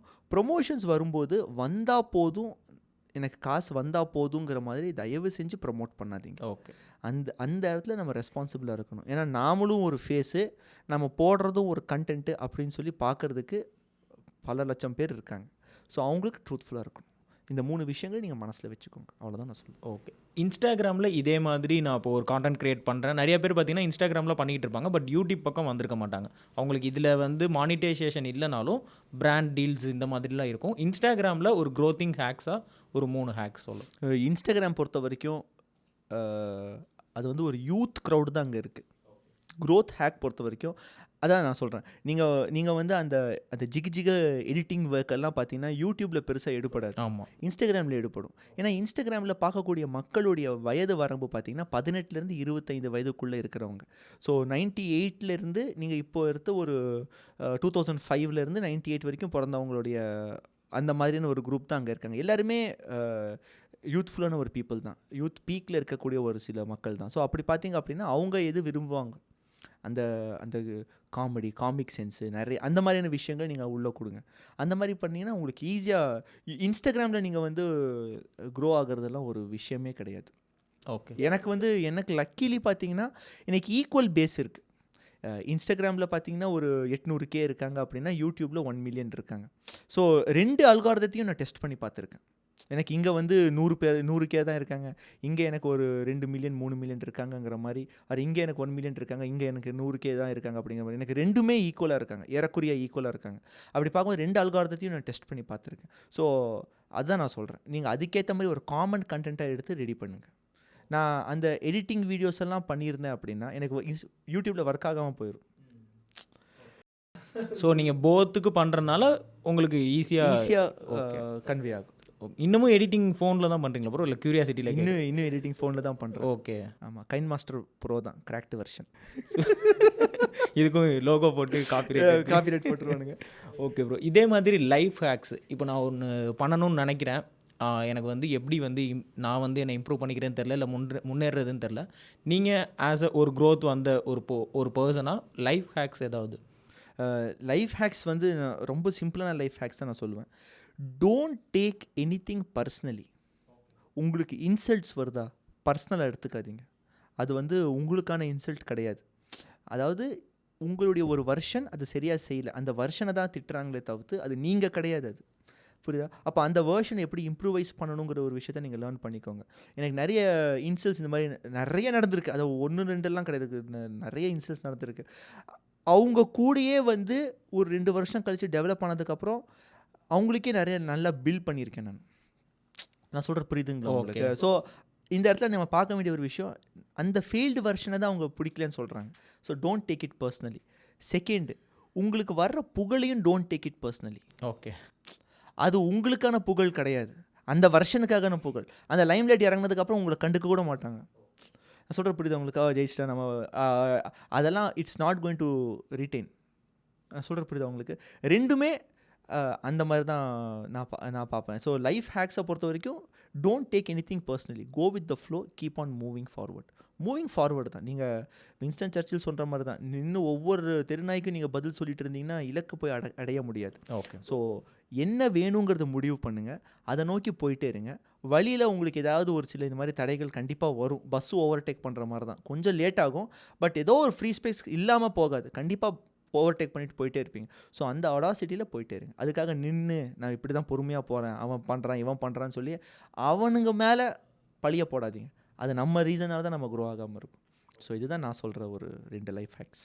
இந்த மாதிரி உங்கள் லைஃப்பை சேஞ்ச் பண்ண ஒரு லைஃப் சேஞ்ச் மூமெண்ட். நான் வந்து நார்மலாக ஒரு லெக்சராக தான் இருந்துக்கிட்டு இருந்தேன். பட் எனக்கு வந்து இங்கே தான் ஒரு ஸ்பார்க் வந்துச்சு. இப்போ தான் தோணுச்சு நான் கான்டென்ட் க்ரியேட் பண்ணணும். இந்த மாதிரி அவுட் ஆஃப் கான்டென்ட் க்ரியேட் பண்ணணுங்கிறது லேட்டர் பார்ட் ஆஃப் லைஃப்பில் தான் எனக்கு வருது. அதாவது அப்போவே எனக்கு ஸ்பார்க் வர கிடையாது. கான்டென்ட் க்ரியேட் பண்ணணும் அப்படிங்கிறது 2018 எண்டில் தான் நானே தீர்மானிக்கிறேன். சரி, கான்டென்ட் க்ரியேஷன் அடுத்து ஒரு 10 வருஷத்துக்கு நடக்க போகுது, அப்போ அதை நம்ம யூஸ் பண்ணிக்கணுங்கிறது அப்போ தான் யூஸ் பண்ணுறேன். பட் லைஃப் சேஞ்ச் ஆனது பார்த்திங்க அப்படின்னு நான் ஏற்கனவே சொன்ன மாதிரி அப்பாவோட ஹாஸ்பிட்டலைசேஷன், ஒரு 3 months ஹாஸ்பிட்டலில் அட்மிட் ஆகிருந்தார். ஸோ அந்த டைம் தான் எனக்கு வந்து ஒரு ரெசனேட்டிங், ஒர்க்குக்கு இல்லை, நான் ஒர்க்கெல்லாம் வர முடியாதுடா போங்கடா அப்படின்னு சொல்லிட்டு விட்டுட்டு நான் பிஸ்னஸ் ஸ்டார்ட் பண்ணணும், ஒரு ஏதாவது நமக்காக ஏதாவது ஒரு விஷயம் பண்ணணும், சேஞ்ச் பண்ணணும்னு சொல்லி வெறித்தனமாக நானே ரெடி பண்ணிட்டு இருந்த டைம் பார்த்தீங்கன்னா இந்த ஒரு 3 months. ஓகே. இப்போது நம்மளோட ஆடியன்ஸ் எப்படின்னா, கான்டென்ட் க்ரியேட் பண்ணணும் அப்படின்னு நினைக்கிறவங்க, இல்லை கான்டென்ட் க்ரியேட் பண்ணிக்கிட்டு இருக்கவங்க, கான்டென்ட் க்ரியேஷன்லேருந்து ஆண்டர்ப்ரனர் ஆகணும் அப்படிங்கிறவங்க, இப்போ இவங்களுக்கு ஒரு பெஸ்ட் அட்வைஸாக நம்ம வந்து இந்த பாட்காஸ்ட் ஒரு பெஸ்ட் அட்வைஸ் எல்லாம் கண்டிப்பாக தர முடியும். எல்லாரும் டப்பி சாத்திட்டு கிளம்புவேன். அதான் இவ்வளோ நேரம் நம்ம கொடுத்ததே வந்து ஒரு வேல்யூவாக தான் இருக்கும். ஒன் அட்வைஸ் அப்படிங்கிறதுலாம் 100% முடியாது. எல்லாமே மிக்ஸ் ஆனது தான். உங்கள் ஃபெயிலியரு, உங்களுடைய பேக் பைட்டிங் நடக்கும். அதுக்கப்புறம் பார்த்திங்க அப்படின்னா எப்படி சொல்கிறது, லாஸஸ்ஸு, அதுக்கப்புறம் டிலே, சக்ஸஸ் டிலே ஆகும். இது எல்லாமே சேர்ந்து தான் உங்களுக்கு அந்த ஒரு நீங்கள் நினைக்கிற சோகால் லைம்லைட் ஒரு சோகால் சக்ஸஸ் உங்களுக்கு கிடைக்கும். இதெல்லாம் தாங்கக்கூடிய ஒரு மைண்ட் அண்ட் பாடி உங்களுக்கு கண்டிப்பாக வேணும். So start focusing on your body first. உங்கள் பாடியை முதல்ல பில்ட் பண்ணுங்கள். Go join a good gym, go for running, நல்ல ஒரு மார்ஷல் ஆர்ட்ஸ் ஏதோ ஒரு விஷயத்தில் நீங்கள் சேர்த்துங்க. யோகா ஏதோ ஒரு விஷயத்தில் ஃபஸ்ட் ஸ்டார்ட் பண்ணுங்கள். Next start training your brain. Brain ட்ரைனிங்னா மெடிடேஷன் தான் அப்படிங்கிறது கிடையாது, நிறைய விஷயங்கள் இருக்குது பிரெயின் ட்ரெயின் பண்ணுறதுல.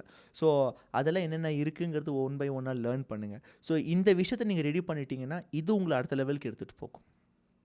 அதுதான் நான் சொல்லுவேன். Thanks bro, thanks for thank you. And அடுத்த டைம் நம்ம மீட் பண்ணும்போது கண்டிப்பாக நீங்கள் வந்து ஒரு சில்வர் பட்டன் வாங்கி ஒரு 200K 300Kக்கு மேலே ஃபாலோவர்ஸ் வச்சுக்கணும். அதே மாதிரி அடுத்த வருஷம் இந்த டைமுக்கு நீங்கள் வந்து ஒரு 1 million சப்ஸ்கிரைபர்ஸ்க்கு மேலே நீங்கள் வாங்கணும் அப்படிங்கிறதா என்னுடைய ஆவல். இன்னும் நிறைய பேர் இன்ஸ்பயர் பண்ணுங்கள். Keep inspiring and God bless you and best wishes.